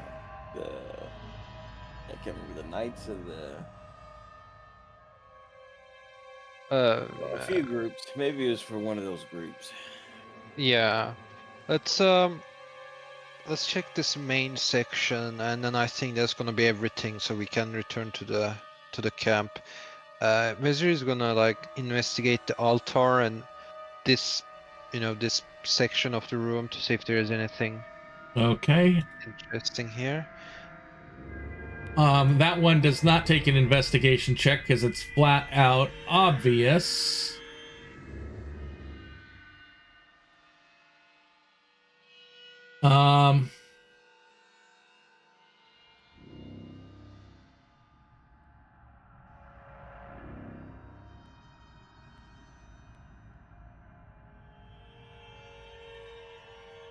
There is a dried up candle on the lectern that smells of cinnamon and ash. And then there is a book. I'm going to go ahead and make it a... Let's make this a... I handed that out. There is a book. Create item. This is going to be a loot. Control V. Control Z.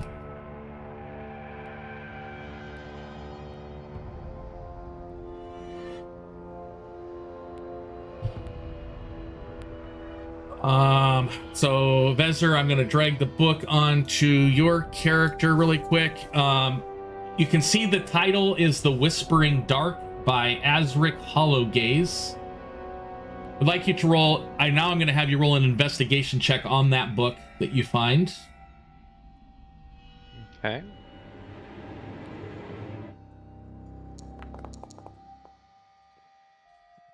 Roll. Oh wait, can I use my inspiration? Yes, you may use your inspiration. Alright, I'll click on that and then roll one more. Yeah, for others we do have inspiration. I've forgotten it just until now. Just a bit better.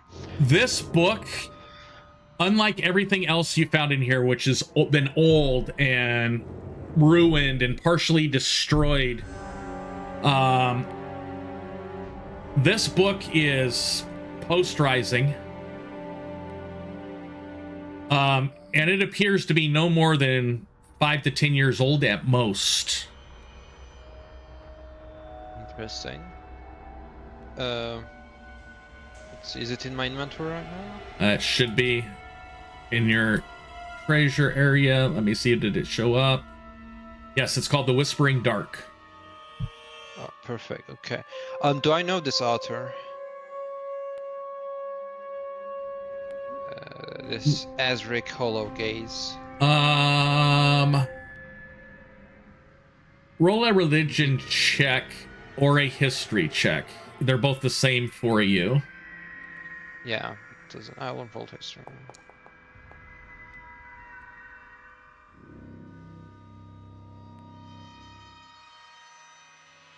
You've heard the name in passing. You just don't remember what it was attached to. But you believe that if you were to find somebody that's done any research in religion, occultism, or something like that, they may be able to provide you more information. Okay. I think Wizard is just. But it is a prominent name. Okay. Wizard is gonna take like a cursory look at the book, open it and check its like first couple of pages to get an idea of what it might be. Okay, so you're gonna be skimming the book.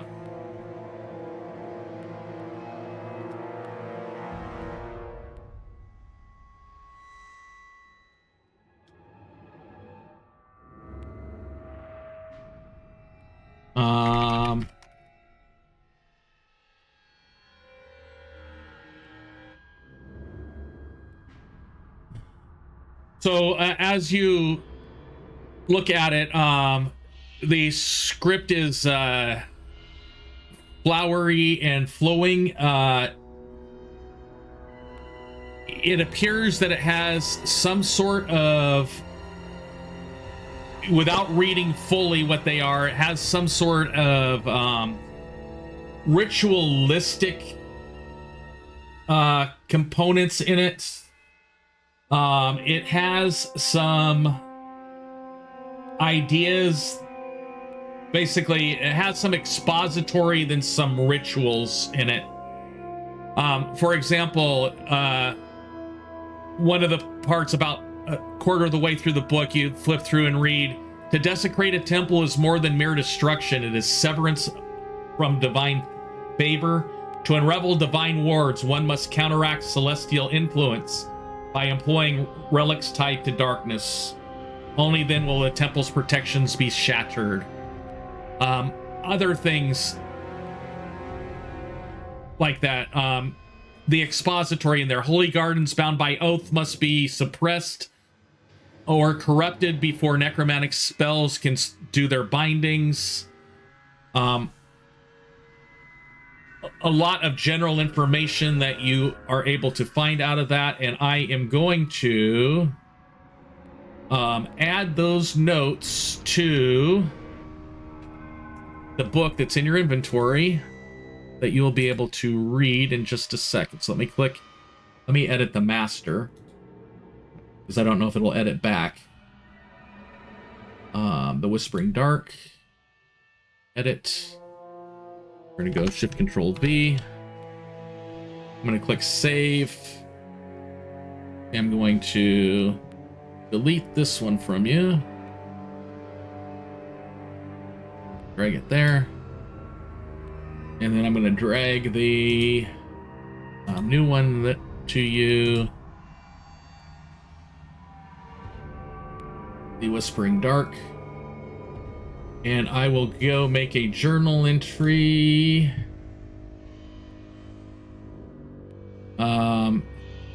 And page.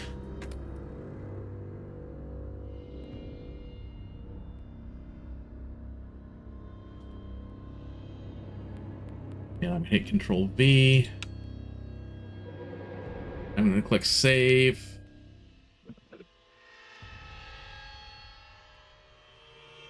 So Vezir, you can read it directly. I am going to hopefully configure ownership. I'm going to give you guys observer status, and I am going to show.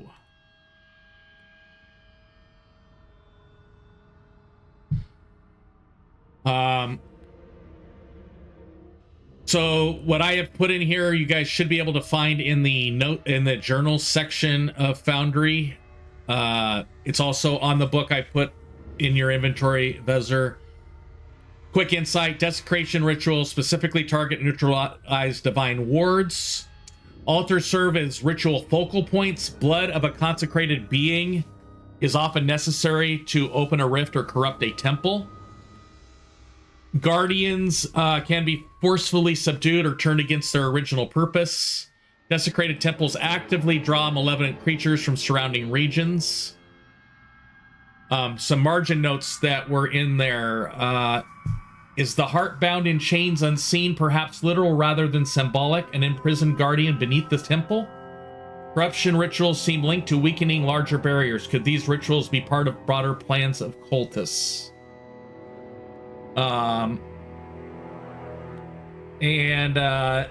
That's what Vezir is able to get with his history check / investigation on that book that was laying on the altar. It is nothing that would have been here as part of a temple or set of crypts for Lunara or Aurion. It appears a book that was probably left by the cultists. Yeah, figured that much. So yeah, Vezir is, after taking a moment to read, we'll look at the others and say, well, the author of this book must be fun at parties. I'm sure neither of you would like to read up on the contents of it as he looks at Nilara and Eric.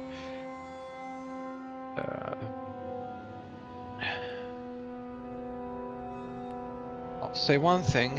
If one thing this book mentions is a sealed guardian underneath a temple. I don't know if this temple is the one he is mentioning, but it's something to be aware of, I guess. Sister Lunara goes, was there any more to this, to these crypts that you found before? You had mentioned that this was the supposed big fights. This is everything we found, unless there are hidden doors we have missed. Well, there's these two rebels, but we cannot clear it. The main force will have to come and clear it. I can call back to the temples and get multiple clerics to assist with that. That's beyond, I think, what the expedition is requesting of you. Doing initial discovery will assist us greatly in figuring out what we need to do here. Yeah, well, I mean, this is everything we have figured out, this whole place. I didn't see anywhere that goes even deeper. I think we've done our job here. We cleared out the crypts of the cultists, and now all we gotta do is bring in the archaeologists. Yeah. Thank you, the archaeologists. Gotta bring them in, and they can do their job. Yeah, You may, I don't know, want to look at this book. I mean, it just seems to be how to desecrate and corrupt the divine. Uh, Well, it might be worth bringing it back to the camp and letting the whole team, the whole people in charge, maybe looking at it. They might be able to assist us and I know more than we know right now in helping to point us in the right direction. yeah. All right then. I would like to do one last thing before we go. I would Okay. like to ask Nulara to assist me in consecrating this spot, and I would like to say a prayer to Eldath. I get on my knees, pull out my holy symbol.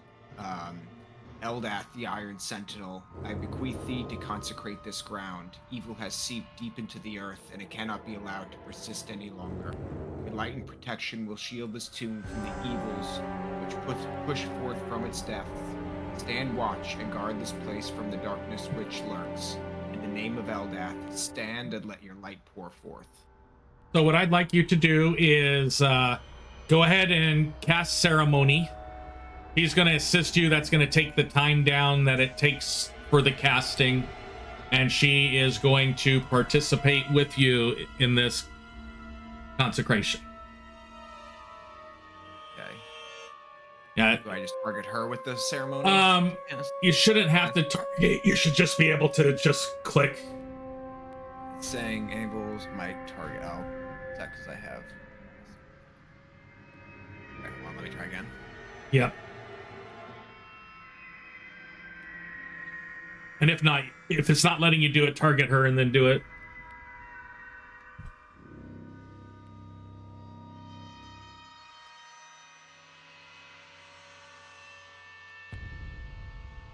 And if not, we'll just go ahead and type in Hot menu from the top just disappeared on me. Sorry, I have to go into the spell sheet.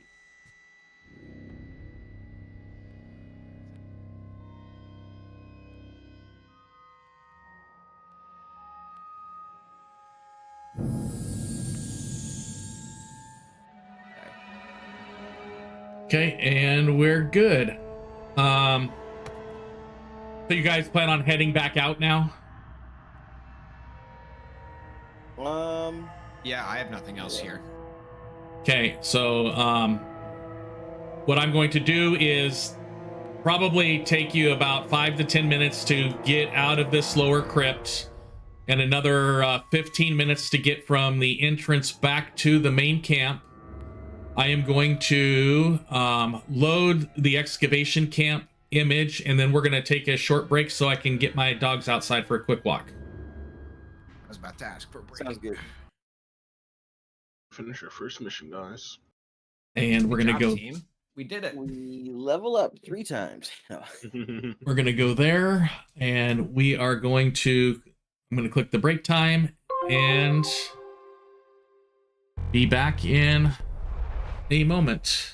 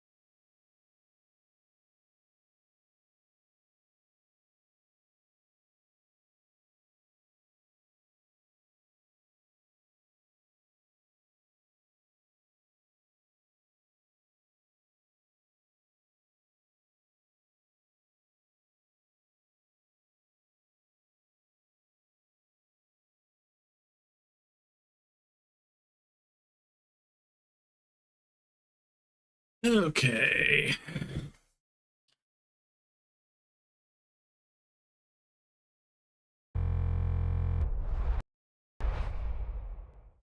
And back.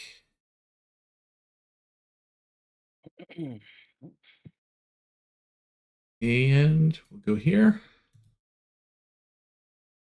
This, and we are waiting on Vezir.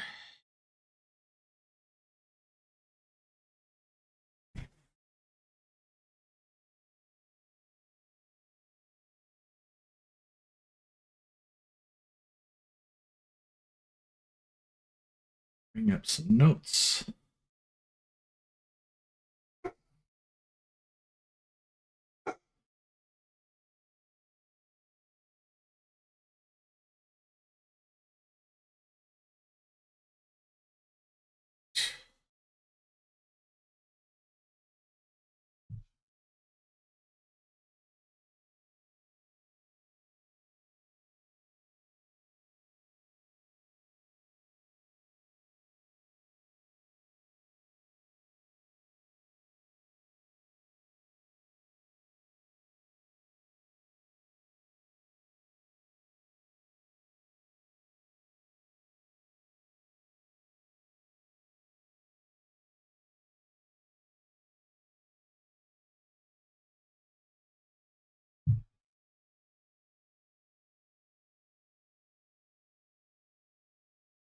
Okay.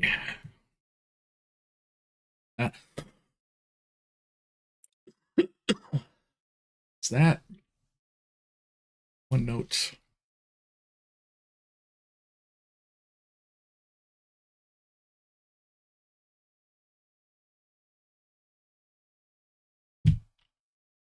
We are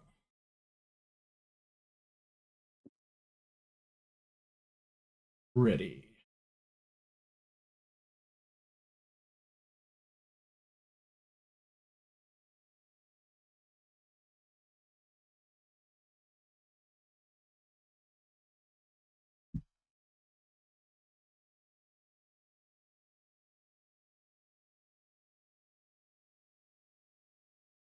Damn. I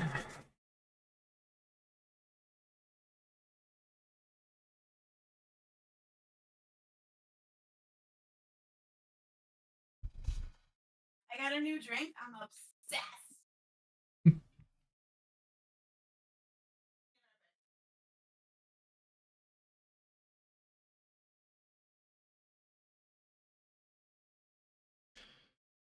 Turn this off.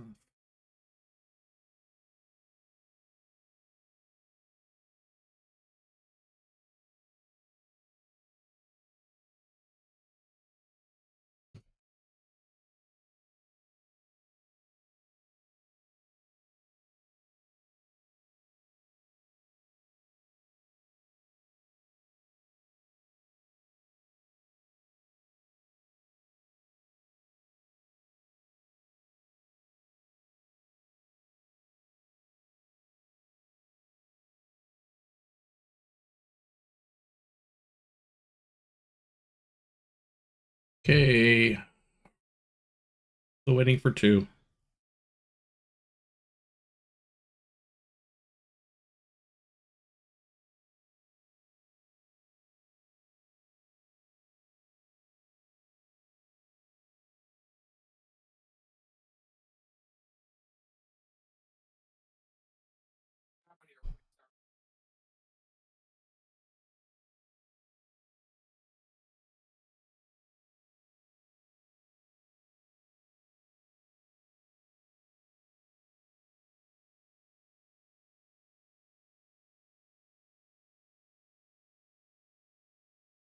Fine.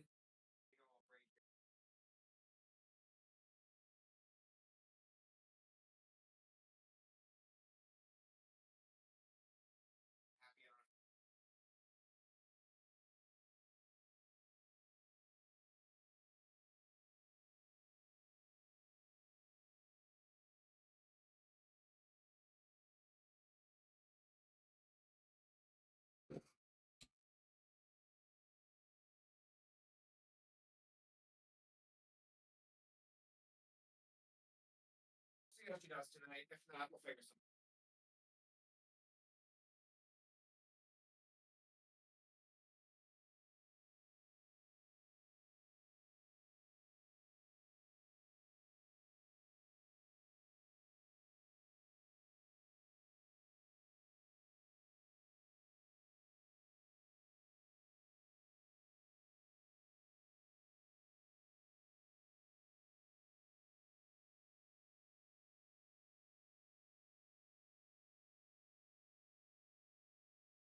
Okay. Bez, are you there?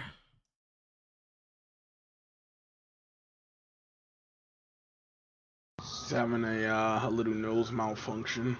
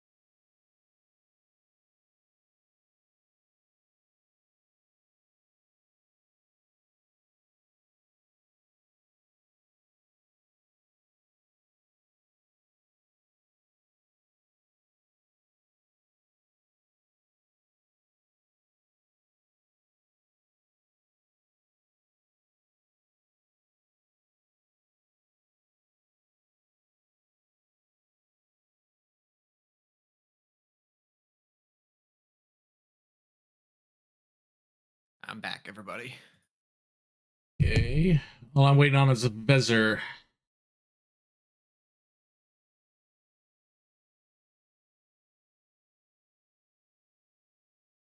See any messages?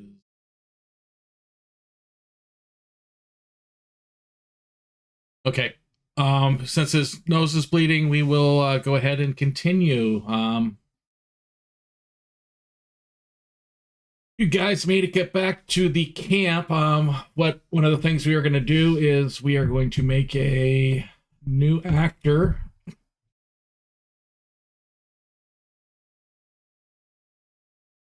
He's a player character. We're going to give him an image.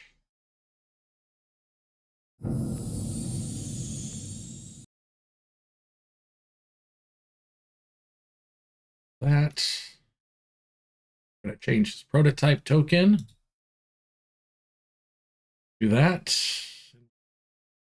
Click assign. We're going to give everybody ownership. We are going to drag him onto that scene. Oh.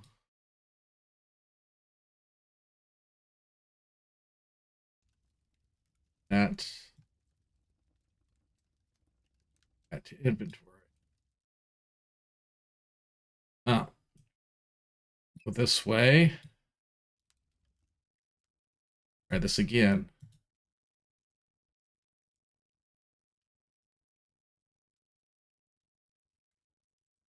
Drag that to inventory.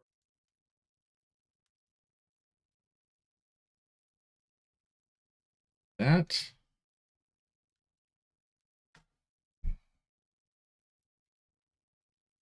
We have the same thing for that one.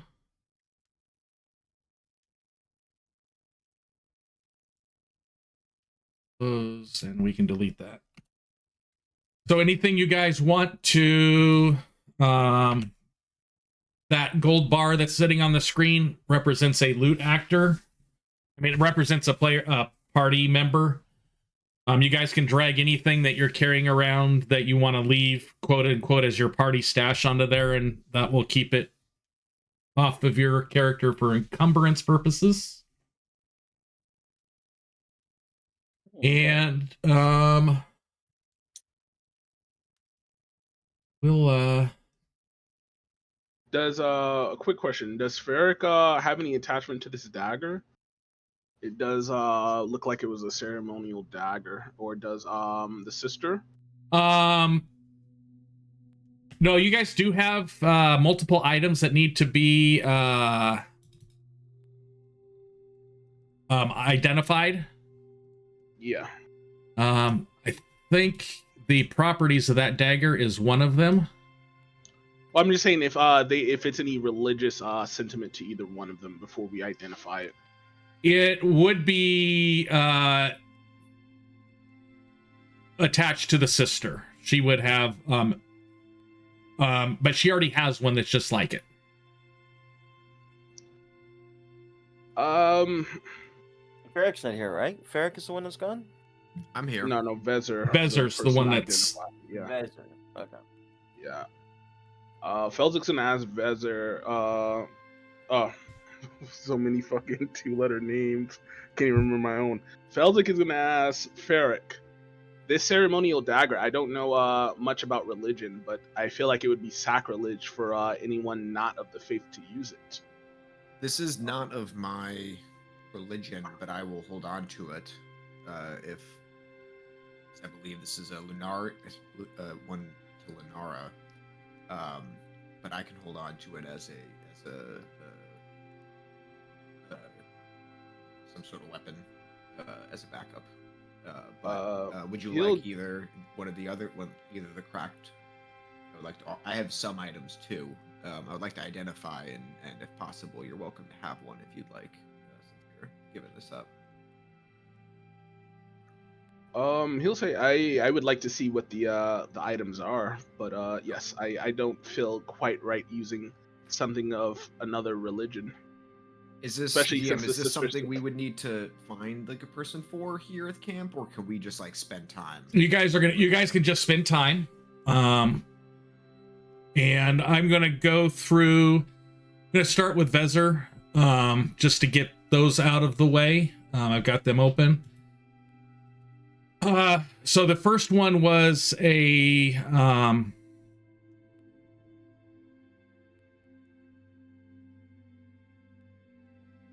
I'm back. okay, so we're just starting the identification process on items. So we're starting with the ones that are in your inventory. So the first one that I'm going to click identified on is a holy symbol to Lunara. It's a little bit special compared to the other holy symbols that you have around. It's tarnished. It's enchanted, and it will shed dim moonlight on command, acting like a light source, giving dim illumination within 10 feet. So you can use that holy symbol to give you dim light in a 10-foot radius. The next bit of identification is a damaged holy symbol. It's made from sunstone, partially defaced by cultist attempts to erase its power. With restoration by clerics, it would grant advantage once per day on a saving throw against necrotic or undead effects. But that one would require some repair. For the third round of identification, that cloak that you found is a cloak of protection. You gain +1 bonus to armor class and saving throws while you wear the cloak. Let's see if there's any other unidentified in there. So those are the 3 that were on Vezer. For Ferric, the ones that are currently on you, the dagger. So this is number 4. This dagger is etched both with symbols of Lunara and Aurion. It is a ceremonial dagger that can bypass resistance from undead creatures, dealing an extra 1 radiant damage against the undead. So it is a silver dagger. That was number 4. Number 5.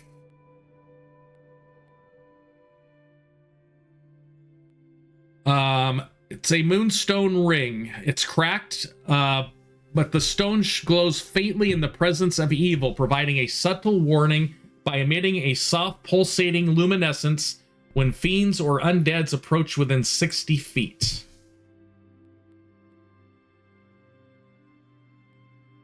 Okay. Um, And I believe I just have the obsidian amulet is the last one. Yep, and I am...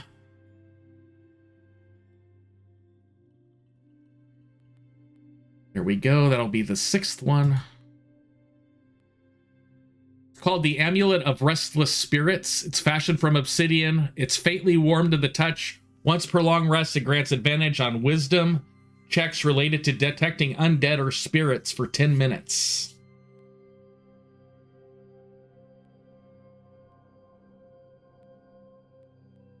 Okay. Is that all? Is that the end of the items? That is the end of the items, which would have been an hour to identify them all. Okay. What do we think, team? How do we want to? Who wants what? I think the cloak of protection would help me the most, because I don't really have armor. It's on the mage armor, and it can do only so much. Okay. The holy symbols, only you can use them. DM, if somebody else was holding the holy symbol that shed light dimly for 10 feet, would it work for them, or is it something that just I can use as a cleric? I think it would work for anybody. I think As long as they whoever are doesn't have dark not... vision I would say it would work for anybody that, as long as they are not a devout of the dark. Okay. I think, and these... Victor, you're the only one without dark vision, I believe. I don't have dark vision either, but I don't. Yeah. Oh, it sounds like you don't have it either. yeah. Felzik would not be comfortable using any religious items from a god he does not worship. And also, I think I'm touched by an evil demon, so I don't think it would work. So. Okay, well then we'll just keep this in, I guess, in the back pocket. These holy symbols don't require attunement, do they? Nope. I think yeah, and Okay. you could just like pull it out in like moment of need to use it. But if you don't feel if your character wouldn't use it, then we can move past that. What about There was a cloak of protection. Yeah, there was a cloak of protection. Honestly, I think the cloak of protection. I agree with you, Vezir. It should be between either you or Richter, who should have it, since he's the frontliner. But I'll leave that up to you guys. But anybody is welcome to my 3 items that I have for between the silver dagger. I think the silver dagger might be better off in the hands of somebody else besides me. What does the dagger do? So it's can I? It counts as a silver weapon and bypasses resistances and does 1 extra damage to. Here, I'm gonna post I just posted my 3 items in the chat, so you guys can see what I have on me. We can do that actually. That's true. Well, I mean, dagger is not something I use, so I'm automatically out of the. Richter, would you use a dagger if you needed to use it? Like a magic weapon instead of your great sword, or you like? Let me look at something. Those are just straight dex weapons, right? Strength or dex, they're finesse weapons.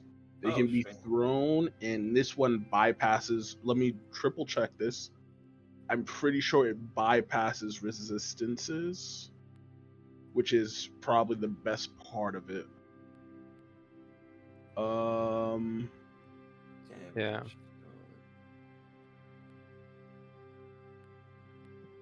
Dagger will be useful if you're the rogue, but for the most part, it's not gonna help any one of us. We could, we could also, like, for magical items we don't really have use for, we can just sell them once we're in the city. Or we can sell them to camp. There might be archaeologists or people at the church willing to buy it.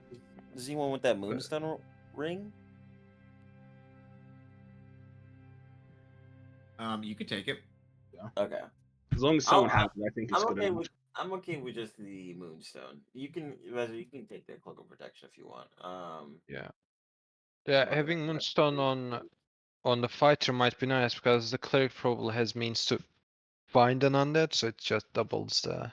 Yeah, on first thought, I thought about using it myself, but it probably would be better that a second person do it because I can find undead with some of the spells that I have on hand. That and seems like stuff. a creepy item that's up Felzic's alley. See, did it work? Yeah, it did work. Perfect. Okay. In that case, I will attune to the Cloak of Protection. Holy symbols. Does okay. Should I keep all the symbols in my inventory, or do you want it, Fezek? I just drop it on your inventory instead.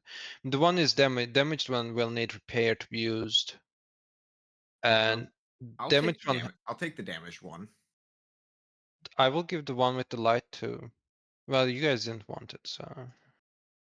Moonstone ring. Because this one here is emanating light. Otherwise, we can also sell this one or give it to one of the clerics. Does anybody the Amulet of Restless Spirits? That's the one that grants perception checks to detecting undead or spirits. That one doesn't require attunement. It doesn't. Somebody could just wear it. I can take it. I mean, it doesn't require attunement, so it will be three characters in the group who can like with relative ease can detect undead. I can take that one. Give me a second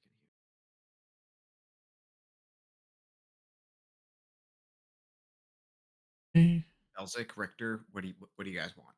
I don't want to feel like we're hogging all the items here. No, there's nothing in here that would interest Felzik. He's willing to go around camp and try to, use persuasion to sell anything we don't want. But a lot of these are holy symbols. He doesn't want to meddle with other gods. And the amulet, he's not really good on perception checks. The ring, as long as someone has it, he's not interested in protection cloak. So yeah. So the sister would take the damaged holy symbol in attempts to Repair. to get it repaired because it does have some benefits to it. Sounds like. Okay. You also found a book, right, Richter? Yes, but I was gonna read it on my own time. I do like reading. Okay. That's a part of my character's backstory. Richter, I'm gonna give you the dagger too. Okay. I have no use for it. Like there's nothing. So I'm just. You wanna request a Give me a second. trade? I might honestly, because I have only proficiency in simple weapons, so I might as well have a dagger to have like a magical dagger, you know. Okay. Although Richter, if you wanna although get- I don't, unless Richter wants it, because I don't think I will use a dagger unless I'm like prisoner or something, you know. Yeah. I feel like Richter Realistically, would be more likely to use it in whatever certain situations it is, but that's up to you, bud. So the only real situation you would really use this dagger is if your weapon isn't working on the creature we're fighting. If you have like a +3 to Dex or Strength, and to do melee attacks, it should be fine on either one of you. It's mostly going to probably be used to bypass a resistance, like if something is taking half Actually, damage to the top. Yeah, that probably. I'll keep it. I'll keep that. Just we are low level and haven't we encountered something that needs. Does that mean it Yeah. does damage to creatures that would that need magical weapons to? Yep. One thing that Not they magic, changed. not magical. It's not a magical weapon. Yeah. It's just silvered. So it works on Also- specific creatures, some that may be invulnerable to normal types of damage. So one thing they changed with the 2024 monster manual is that there is no more resistant to non-magical, immune to non-magical. Those are gone. Oh really? Wow. Yeah. That's gone. It's either a creature is resistant to bludgeoning, magical or non-magical doesn't make a difference, or they are not. So you can great sword, hack and slash, whatever you want. You know. I see. Yeah. That's assuming we are basically using the 2024 monsters and not the old ones. There are a lot of homebrewed monsters as well as stuff I've brought in from Pathfinder. There will be times at later levels that magic weapons will be required, but nothing that you're going to be dealing with shortly.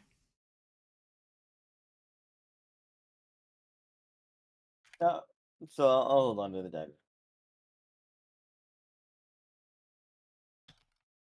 So do we have anything that we want to sell? It doesn't sound Yeah, like it, but I think we do. Who wanted the Moonstone ring, by the way? Richter. Yes.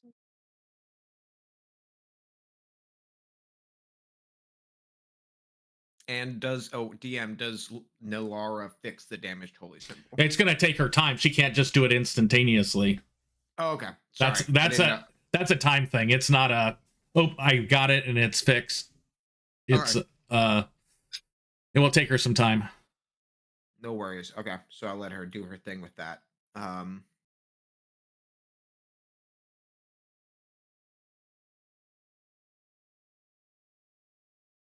I don't think I really have anything to sell. Sure. Beyond that, because I've given away most of my items now. Wasn't there a carve? Didn't we pick up some other accoutrement? Wasn't there like a bone carved? I believe we idol? got a jewel. There was like a ornate. Oh, yeah, there was we, that jewel. Yeah, and the bone statue from the crypt that we were first starting in. There were a few junk items. Yep, there were some junk items. If you want to just anything you want to sell, go ahead and just drag into the party loot. And did we get we got some gold and silver too? Didn't we find some? Yeah, I put it on. The person who found it, I put on their inventory. What happened to the gold bar that was on the screen? Must have deleted it. Is somebody standing on it? I'm just stole Lola. Am I standing on it? Yeah, you were standing on it. So you can no, I just brought a new one out. Yeah, you can just drag anything that you're potentially going to want to sell and not keep onto there. Did we? I don't think I have anything on me.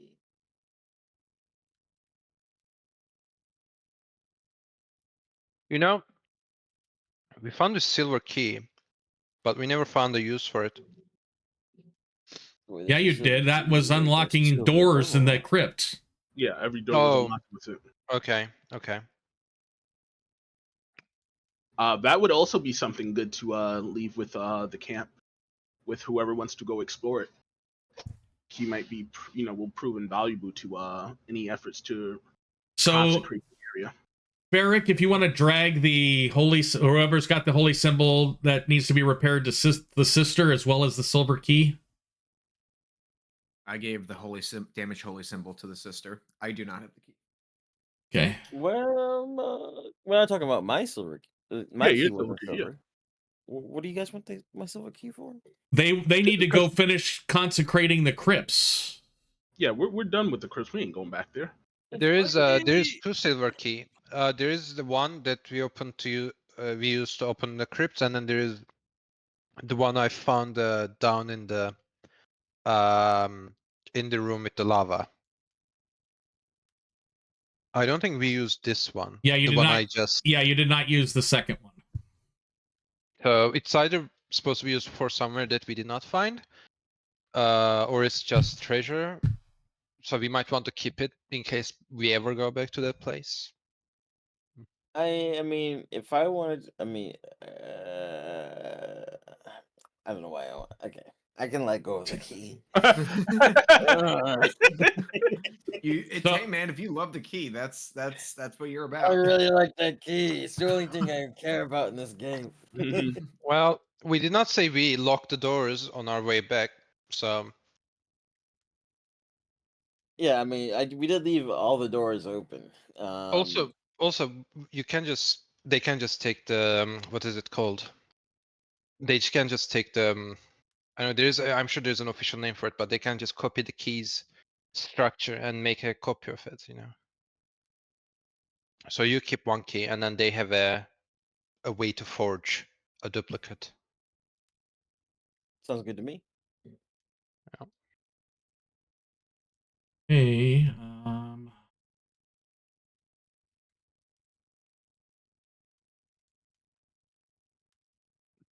the hate that they've got all these items split across everything.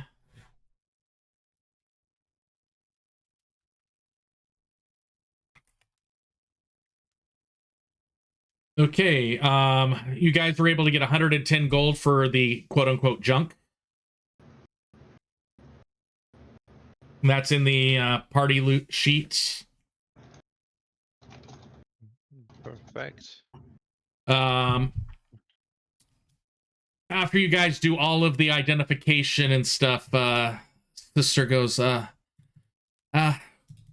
go talk to,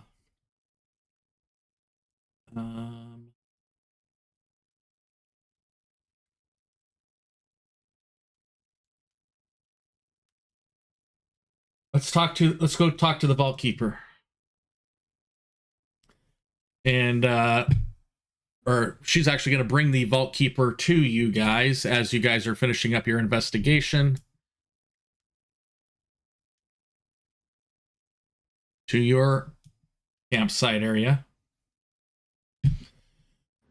And I will bring my notes to the center screen.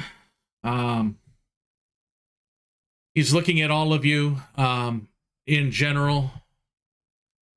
Gives you guys all happy type nods as Speaker Felzik runs back into the campsite. Yeah, after selling everything, he just scurried back over here. You returned quicker than I expected. Though from the looks, your faces, the crypt held more trouble than treasure. The sister here informed me of your findings. Corrupted altars, potential converted cultists of Orcus. Then he looks at you, Richter, his eyes narrowing with concern. Richter, be wary. Infernal contracts are seldom as simple as they appear. You've got abyssal eyes. You've got infernal eyes on you now. Guard yourself well. And then turning back to the group, he goes, your fortune favors your resolve. The silver key you found, strange notes mentioning failed experiments, stirring shadows. These are troubling signs, but they've matched something we've just discovered here.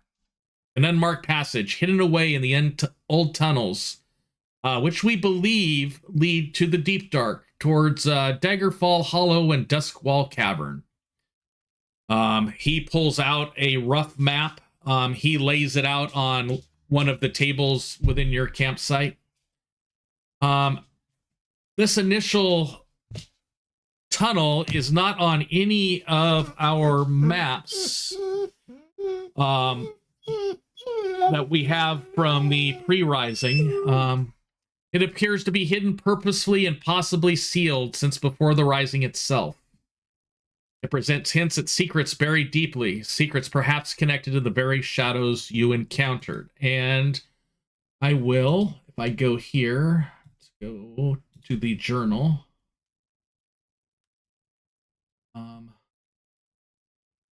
There we go.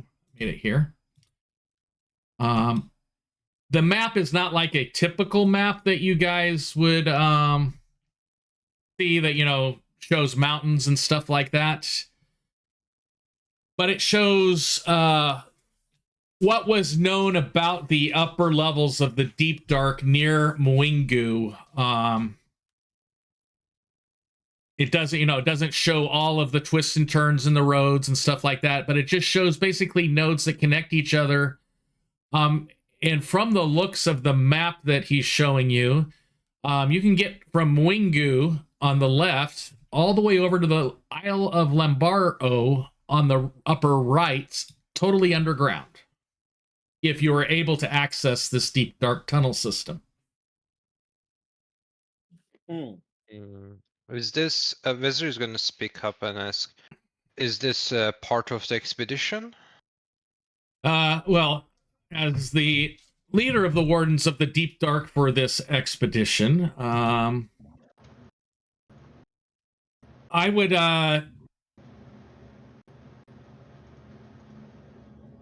task you with a twofold mission if you decide to accept it. Explore this passage thoroughly, find its connections to the tunnels of the Deep Dark, and make contact with the denizens within. It's crucial that we reopen old alliances, particularly regarding Aetherglass mines. Without Aetherglass, the airships, crystal ships, our very way of life are at risk.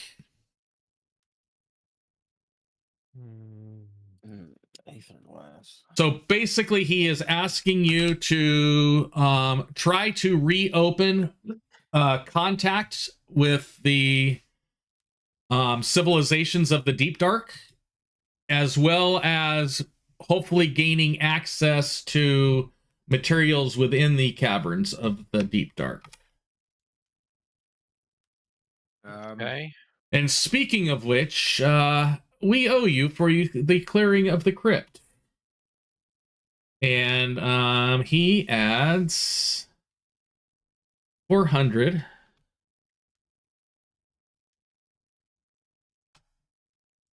gold pieces to your party's inventory. So your party loot now has 510 gold in it. That's nice.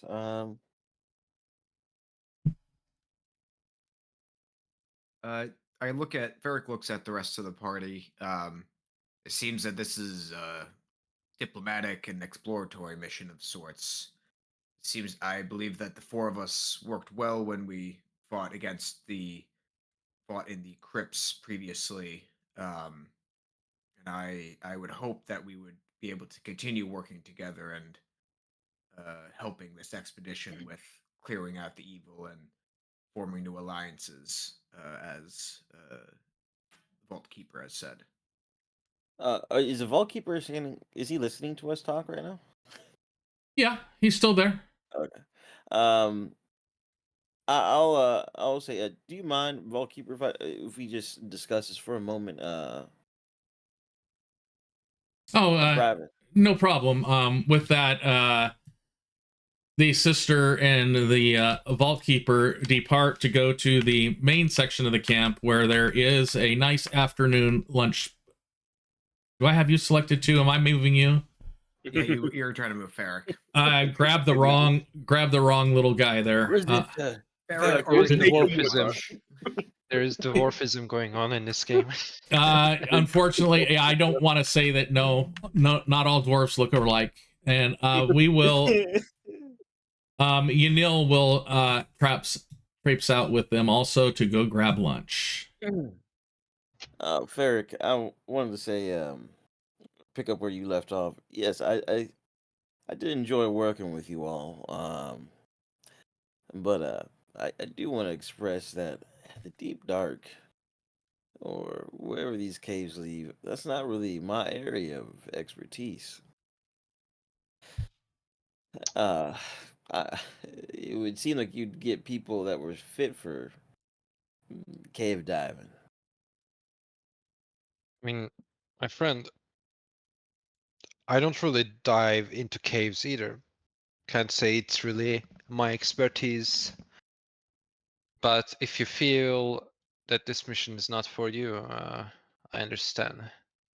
Fells is going to speak up. The Deep Dark is my specialty. My people come from it. I have enough for the both of you, and if we're looking in terms of expertise, if that eases your mind. It does a little bit, but yeah, out of character. The King's Speech, the festival, we all know about that? Yes, you do. And this, in It- how many days is that? It is 5, 10, 15, 16, 17-ish days from now. 17, yeah, okay. That was How a long? closer. How long is it going to take us to travel from here to the location? Well, when he left you a copy of the map. Let me see if I can put it in. I can send it to chat. It won't let me. So, the map I showed you, I should be able to share a journal entry with you. Previously known tunnel system, configure ownership. Actually, I can do it this way. We're going to right click, go players, configure ownership to owner. We're going to click show. Oh, it shows the miles. Yep. So Approximately where would- 20 miles a day. And he's not asking you to explore the whole thing. He's asking you to make contact with the denizens. So it would probably be either Daggerfall Hollow or Duskwell Cavern. Both of those are entrance to Duskwell is 57 miles, so that's 3 days. And then to Daggerfall, it's 55 miles, 54 miles. So it's about 3 days to both of the first red nodes.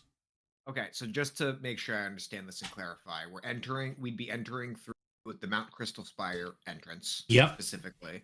And then we're going to be traveling through the Underdark to these locations, not overland. That is correct. You would be going underground to try to make contact with the denizens at a minimum, and if you happen to find any aether glass on the way, pick it up.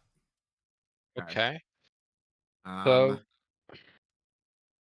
And how long is it to get to the festival then by airship? Okay, so by airship, let me pull up your guys's lore. We're going to go to the main maps. punch these numbers if we can get this quest in right now. Okay, so if we call it 3 days there, 3 days back, that's 6, maybe 2 days at a town, that would be 8. You guys are on Mwingu. It would take you 2, 4, 6. That's 14 out of the 17-ish days. Six days to travel to Kanda. So we have an extra 3 days if shit hits the fan, basically. So, and that's including 2 days extra in the caves at one of the towns. Okay. So we have a pretty. I think that's pretty good margins. Yeah, that Decent. works. That works for me. So now Alright. our question is which one do we go to, Daggerfall or Duskwell? Well, one of them is a town, the other one is a village based on this map. I personally would prefer to go to the town. Yeah, I think the bigger settlement would be better of the two. The So I will- hero in me is tingling. I'm going to I show feel you like guys that's something really moving quick. trouble. I do actually have that picture pulled in. Let me.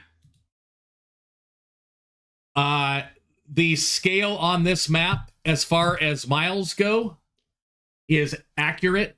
Each hex is 3 miles. So it's not necessarily a straight line to those places, but the mileage in between the places that I have represented on here are correct, with each hex representing a 3 mile distance. Yeah. Also, if we go to the Daggerfall Hollow, there's gonna be Blackwater Crossing ahead of it, a campsite, which is, if you ask me, it's another way of contacting as well with the denizens.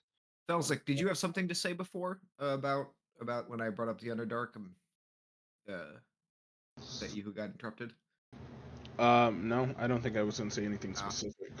Oh, sorry. No, Is there Felsic? Do you know of either of these locations, since this is your area of expertise? Can I do a roll to gather any information?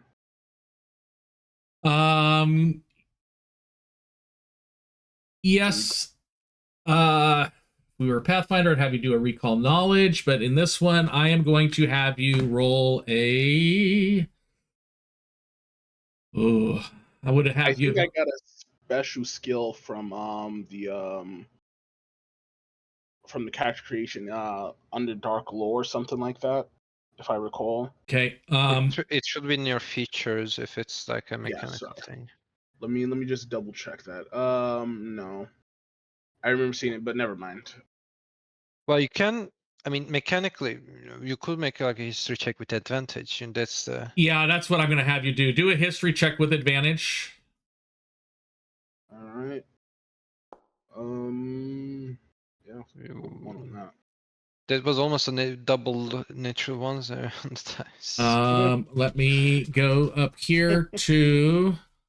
Can I give him guidance on this by any chance? Go ahead and roll a d4. All right. Big money, big money, big money. Come on, 4. Oh, Yikes! It always. the party loot only rolled a 1. Why Oh, would you have some come party loot? Oh, because I What did you selected another sheet. That's why. by the way, everybody, we all get 127 gold. 2 of us get 128. For 127. Yeah, for the because there's 510 in the party loot right now. I'll take 100. Would you say 28? I'll take 120. Yeah, everybody gets 127. It's 127 for 2 of us, 28 for 2 of us, I believe it is. I'll take being one. Last time, putting last a time I last picked the minute, extra 1 gold, so someone else can do it. All right, I'll take the extra. I'll take 128. 120. 65. 4. Okay. So Felzik, this is what I will tell you is Elder Speaker Zanali, your grandmother, correct? Yes. She was born in Darkspire Refuge. So you have heard stories of these tunnels. You've heard maybe some childhood tales and stuff like that of some of the monsters within these caverns and such. But your grandmother, as well as your family, is originally from Darkspire Refuge. So Felzik will say, my people are from deeper on the other side of the cave, so I do not know much about these. But I can tell you in general in the Underdark, it would be best to bring some supplies. It's like climbing kits and things, just in case. Yeah, I mean, we established that it will take us about 3 days back and forth, so 6 days. So we will need at least 6 days worth of rations. That is, under the perfect conditions. I have 7 days worth of Rations. rations on me right now. I don't know what everybody else has.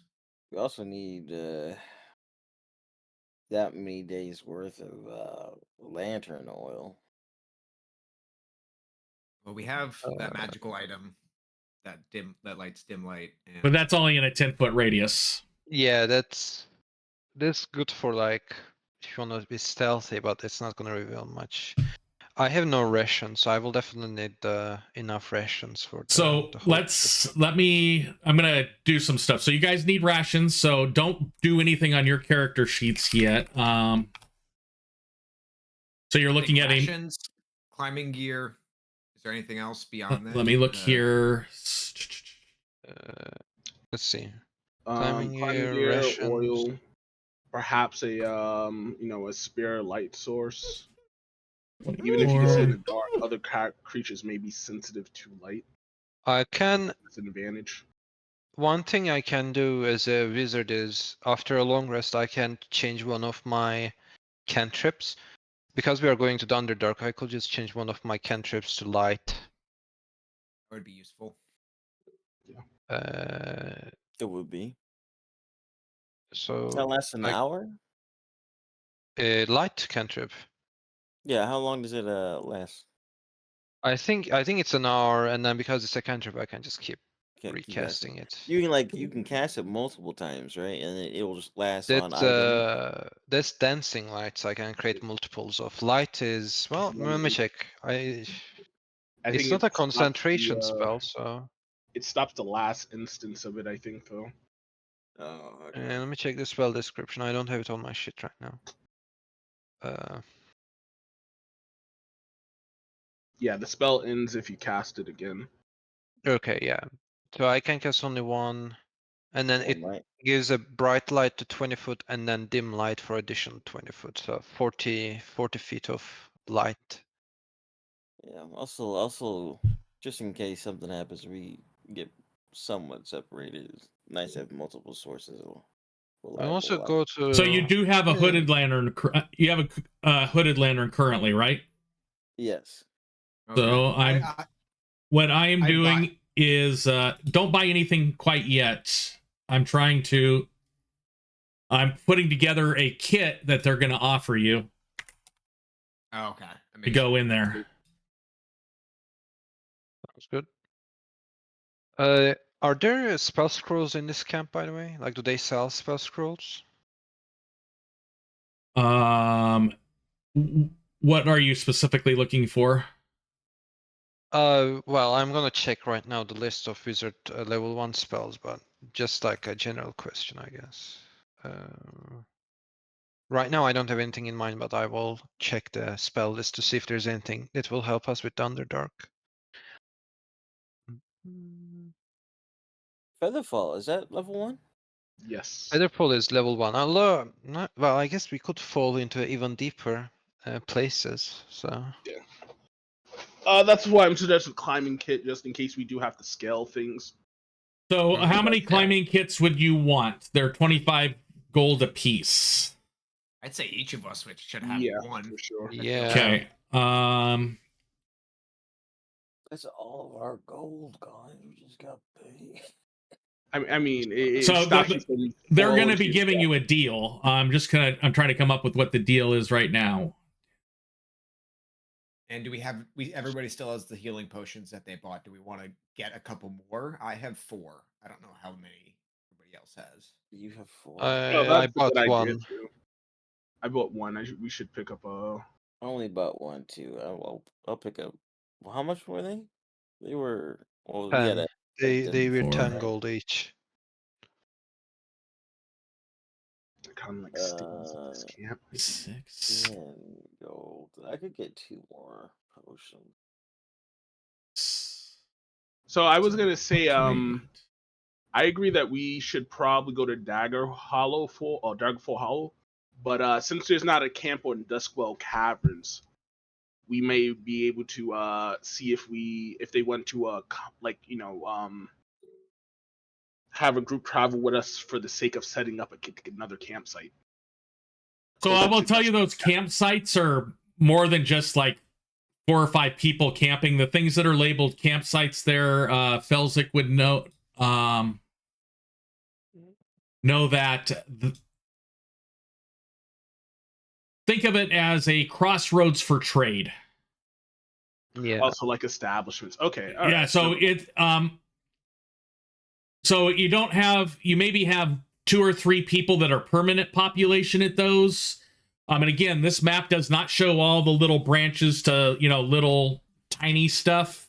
This is the main map that they have from the pre-rising area. There may be little other branches off of this, but that would be like where there were some crossroads that if people wanted to set up trade from various little smaller encampments throughout the area, they could set it up there without having to haul everything to Daggerfall Hollow. All right. Another purpose of those campsites way back when, that one would have been for facilitating trade between the denizens of the Deep Dark and the Topsiders. So Topsiders did travel down here way back when, but a majority of them would stop at the first quote-unquote campsite / trading post area. So for the spell scrolls, I think Featherfall. If they sell Featherfall in this campsite, it will be worth picking up. So I can subscribe it to my book. It was handy in Baldur's Gate 3 in the Underdark. Okay. Yeah, like it was definitely here. Yeah. A fluff side thing I just remembered. I pull out a little tuff of fabric and on ball it, and a rat jumps out and runs away. So I had a rat from that I- one rat that- fight. Wait, that was a rat with red eyes, the frenzied rat. Are you sure you want to? Are you sure you want to release it into the camp? Yes, you guys get back from the deep dark, and the entire camp has red eyes. you just released disease. Just- A disease just to a rat. I brought it back to get it studied, but I was like, wait a minute, I don't think it's important now. You just spread rabies to this Is it continent. important? Should I keep it? Like, should I turn it in? Who do I turn You it? should I feel kill like it it's or silly. keep it. You I should think- let it go free. I'm not gonna kill it. It's I mean, I last was time it tried to kill infected. you, and I think it almost succeeded in killing one of us. if it's I'm not infected. Why don't we get infected when it bit us? It's normal rat's eyes don't turn red or attack people. I just maybe it was the lighting. The lighting down Sorry. there. Like I when feel you like- I feel like as the one who read the infernal contract, your That wisdom could be score is very like true. -6. Okay. Fine, If fine. you're gonna release it, Felzic's gonna try to pop shot to kill it before it can scurry off. Yeah, Varric is also gonna try to kill the thing. Yeah, we're gonna Okay. Well, to death.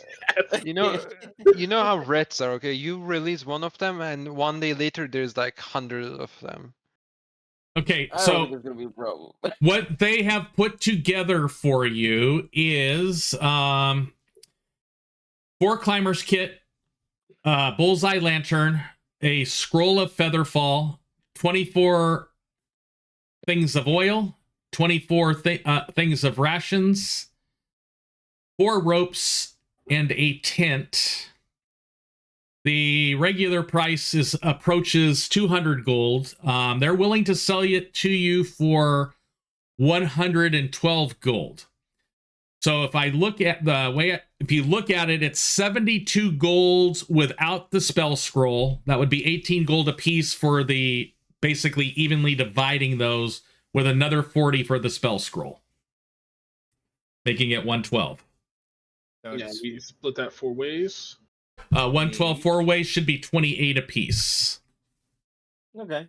We could do that. Alright, The I spell scroll will- will benefit all of us, so I think it's fair if we all chip in for it. Yeah. I will.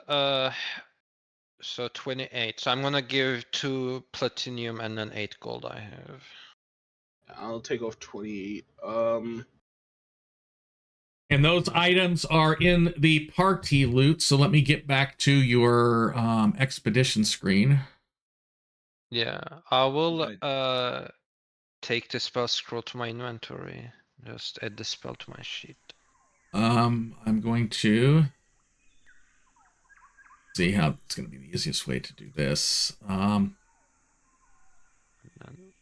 You guys should be able to open up the party sheet and then drag stuff to your inventory, and the things that have multiple, like the climber's kit, it'll ask you how many do you want. You just say 1. For the oil, you take 6. For the rations, you take 6. And then we got to figure out who's going to carry the tent and the bullseye lantern. I could take the tent. So yeah, so you can double click the party loot and then start dragging the stuff to your character as applicable. What? then You guys, by the way, there's 24 rations left. I already have yeah, 7, so I don't know how many other people have, but you should take a I have, bunch. like, Everybody should take 6 is what they gave you. let's see.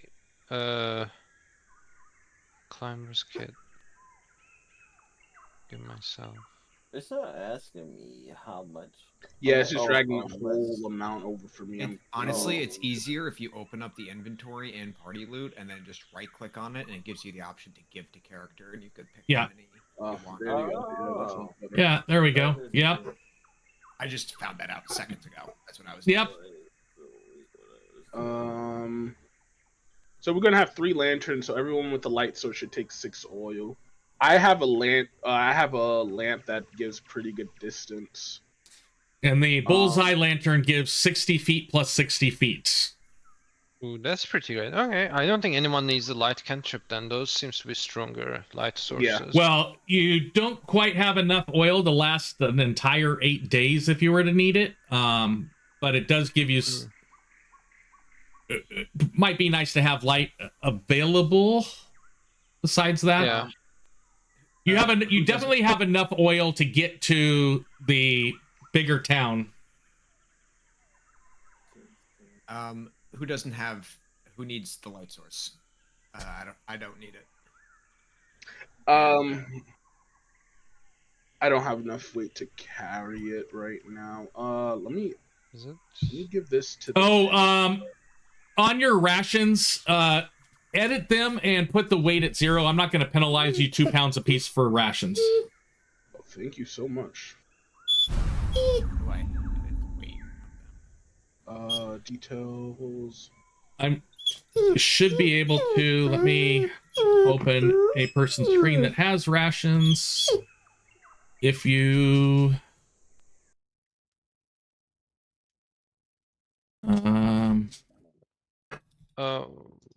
So if I need to add spells to my sheet, I need to do it through D&D Beyond? Nope. Which ones do you want added? You just want the Featherfall? Featherfall and then the light cantrip. Okay, so I will open up your character sheet. D&D Beyond, I'm not going to trust for imports now, so let me go here. Player's Handbook, spells, light. So first one I'm going to drag over is Featherfall. Make sure it got added to your sheet. Okay, it got added to your sheet, and then you said the light cantrip. Yeah.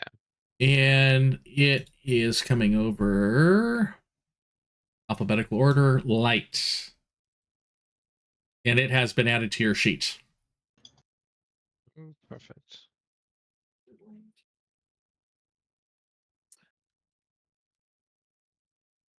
I don't know if we can change the weight of the items. Okay, then let me go through rations, edit. Do you guys, if you open up your rations, double click on it to open, do you see a little wrench in the left-hand side? At the upper left? Yeah. Oh, I figured out how to do that. I'm sorry. To reduce the weight. Yeah. On it. If you double click on the item, where was the rations? Sorry, give me. Yeah, double click on the item, click the wrench, and then you can change the weight. Yes. What do I change? What do I change the weight to? Okay, so actually, if you where it says rations, you guys should see a little thing that looks like a piece of notebook paper. Yeah. Click that. It says edit item,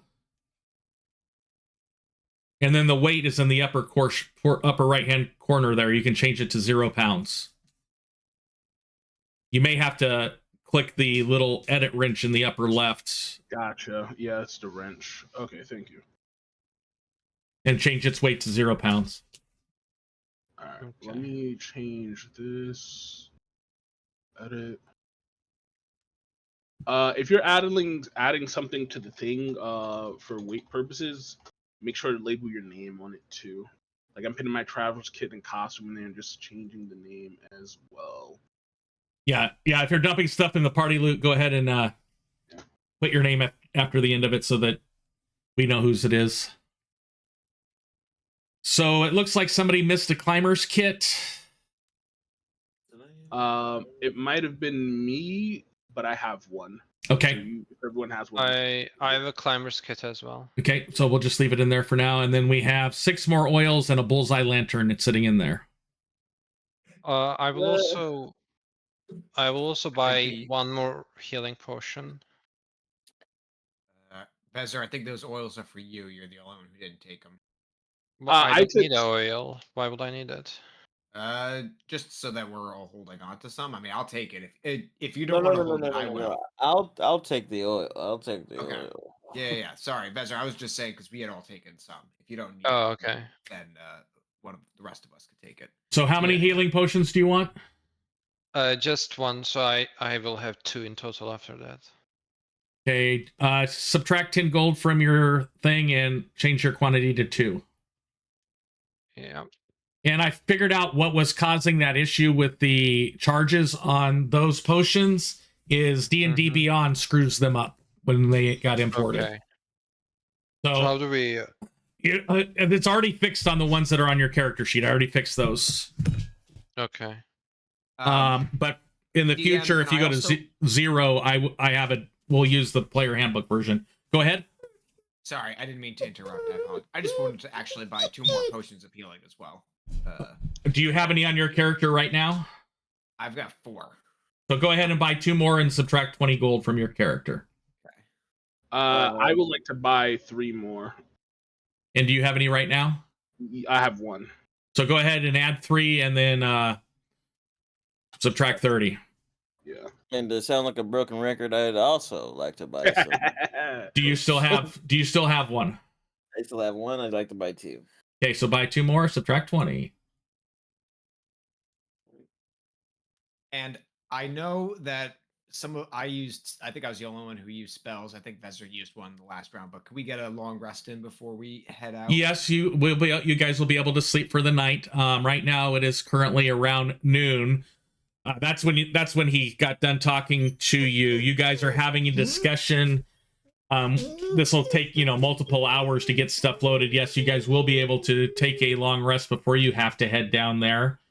I will. I do want to do some explaining on how this works. How it's going to work is I'm going to let you guys, without a rush, travel 24 miles a day, which is 6 of those little hexes. Okay, that's during each 3 miles of travel, we're going to rotate around each of you guys rolling a d20. That d20 is for me to match what I pre-rolled. What I pre-roll at the beginning of every session, I roll 20 d20s. That's what you guys saw me blowing out on the screen. And then I just take those numbers, and the first number that's on that list of the 20 d20s that's the first time you'll have a random encounter. So let's say I rolled out of my 20 d20s, the first thing I got was a 5. You guys won't get a random encounter until you roll a 5. So you'll never know what the next number is for a random encounter. Once a random encounter shows up, I will roll from my d20 random encounter table. Some of those are combat type encounters. Some of them are non-combat type encounters. Some of them are skill checks that are associated. So there is a 1 in 20 shot for every hex that you guys travel to have an encounter. And then I have 20 different encounters currently set up for your travels in this region of the Underdark. Gotcha. Sounds good. All right. Can we assume that we're traveling with both familiars already summoned? Yes, we will be able to do that. Gotcha. I took the lantern, by the way. I don't know if somebody else was planning on taking it.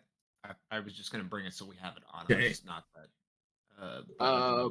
Richter, did you want to have it as the person who would probably be in front? No, already. Well, It's a better lantern. It is a bright one. better lantern, but I like my lantern, so no, you could, you can have it. Okay.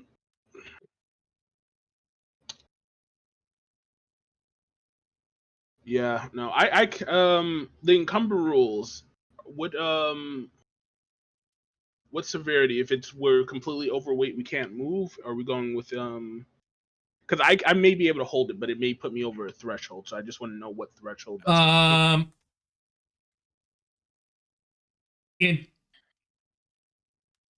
So what were you gonna hold? The lantern. If no one wants to hold it, because I have room to hold it. I was just seeing my weight if I was going to take it or not. Let me.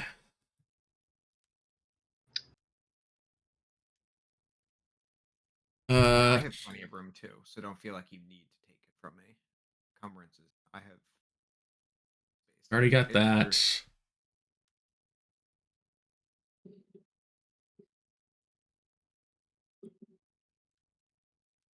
If you totally exceed it, your speed is reduced to 5 feet. Yeah.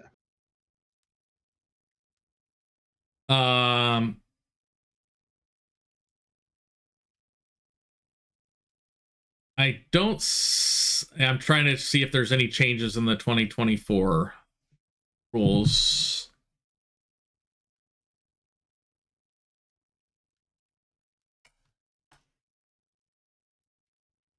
Okay.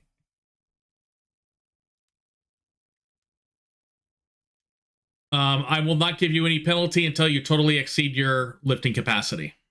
Perfect. And that the brings us lantern. down to 5 feet. I'll take the lantern and the oil then. Okay. I believe, Richter, you have like what, 13 oil on you? Something along I've those got lines. 6. I've got 6 that I'll just hold on to so that we can distribute Gotcha. the weight of it, but I'll give you the I also noticed that I have 13 oil in my inventory, which I don't need. So Yeah, if you unpass your oil, I'll take the extra oil. I have 16 right now for my starting gear and the oil I took. So Wait, I'll you're gonna delete need one of those. Who the heck are you giving this to, Ferric? I thought So- Felzik wanted the lantern. Oh, sorry, Fells. I'm sorry. I thought Richter wanted it. I apologize. we all got 2 syllable names, man. I know this is hella confusing. We'll get there, team. We will get there. Felzik, there you go. Thank you. And I will take all that. Or do you want to take any of the oil, Richter? Any of the oil? There's let me 13 in I there. should be good. All right, I'll take the rest of it then. I mean, like good for carry weight. Yeah, looks. I don't see. We can always distribute it later. It's not a. Yeah, Yeah, you're good. it's I a bit mean, yeah. Mm-hmm. I also have some oil. I think in those canisters I got from Yeah. those traps, Can I? which I need to put into my inventory somewhere. Free. Let me. I'm gonna do something really quick for those canisters. The oil would have been a player's handbook item, character equipment. Oh, and one thing before I forget. For the custom order perfume, did it come in yet? Can I buy it or no? Yes, it did. That to hand out perfume. It's on your inventory. It's on the party sheet. Thank you. Okay, I imported oil. I think. Nope, I gotta click import. And we're gonna call this. We're gonna edit it. Home special oil. Look at that.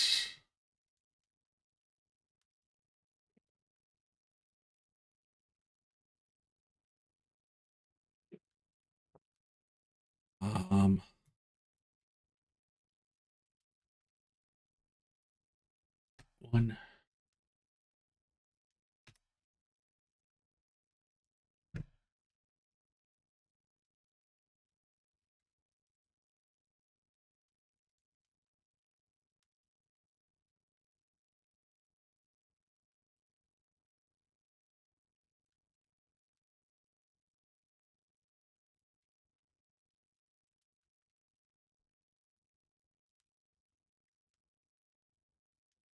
See. Let's hope no one has arachnophobia in the group.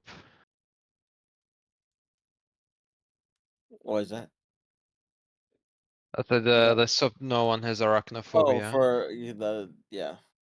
Oh, good. At least I know me and Felzik are. Okay, the special oil that you picked up is a little more potent than the regular oil. And you got 3 of those, right? No, just the 2 canisters. Okay, so those 2 special oils are in the party loot right now. Instead of doing just a set 5 damage, they do 1d6 plus 3 fire damage. And they last 8 hours instead of 6 if you're going to use them in a torch. In a lantern of some sort. They last 6 hours? Okay.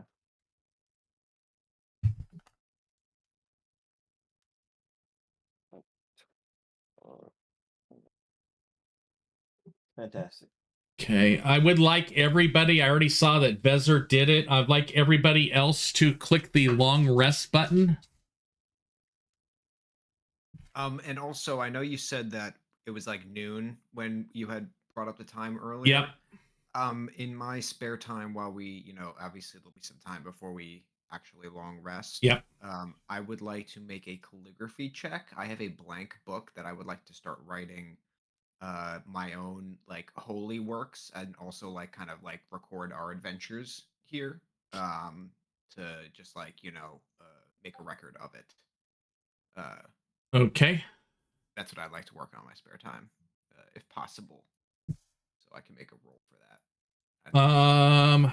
There's a calligraphy roll actually right. with my calligraphy supplies that I have, which I I've never done before, and I want to do it. Going here. And we're just going to do that. See what you get.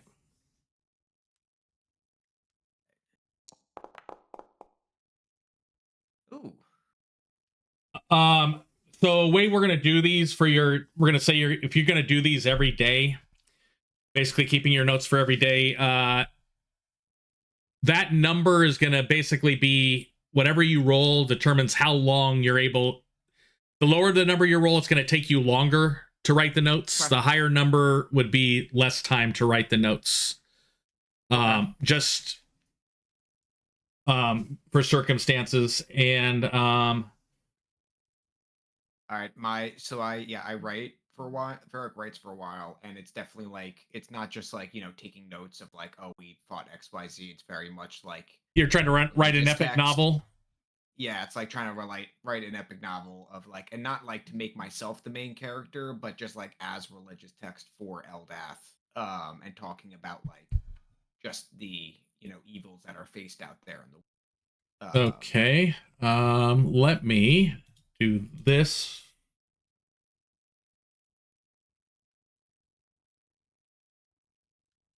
Sorry, internet just randomly died on me. Yep.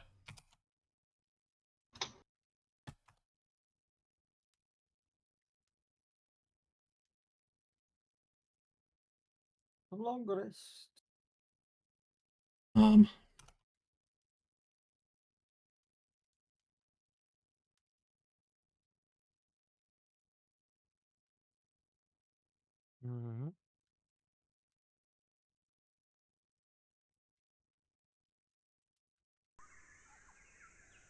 And anybody else gonna do anything? Yes. Yeah. Go ahead, you first. I was thinking of whether we'll try to, if there are books in this place, he will try to read some information on the Underdark to get himself more familiar with that region. Kind of like a downtime, spanning his time. Okay.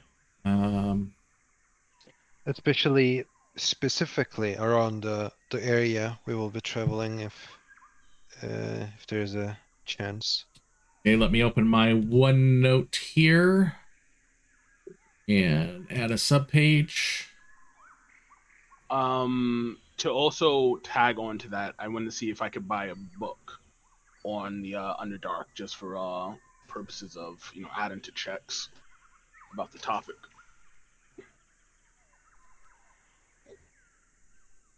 Okay, So these are things you're requesting the day before you're going to leave.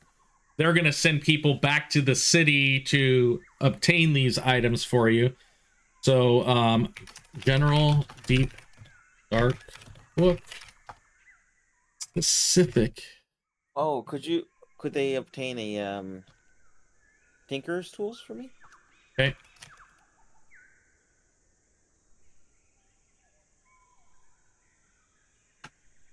So the text that they're going to be looking for you, again, a lot of books are not whole from that area.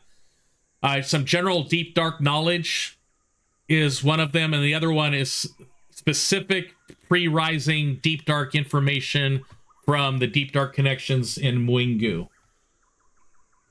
I'd be interested in the first book more so. Somebody else had asked for the second book.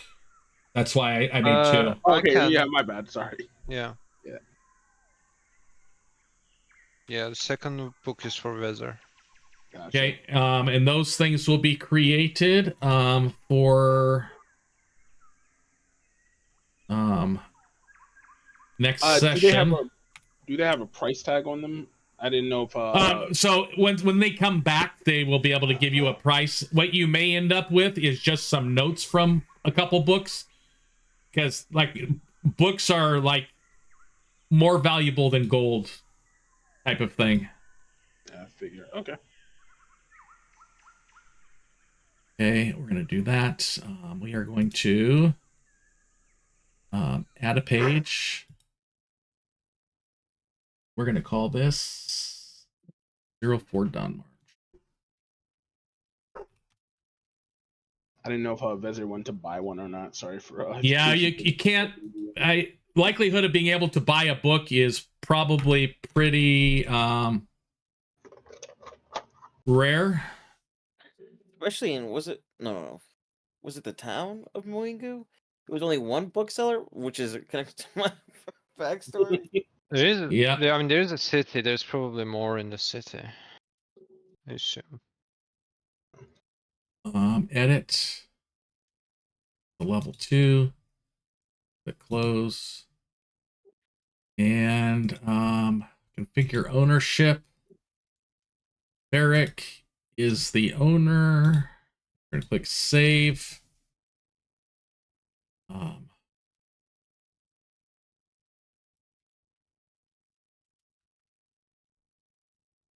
And we're just gonna do this one.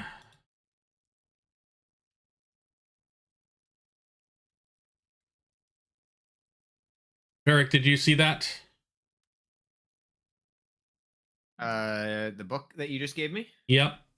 Yeah, it popped up. It's pretty blank. There's nothing in it. But I saw it. Yes. Okay, if you go to journals. Oh, I can write in it. Oh, Yeah. Oh no, there you shouldn't. Let me see something. I already have something in here. Configure ownership.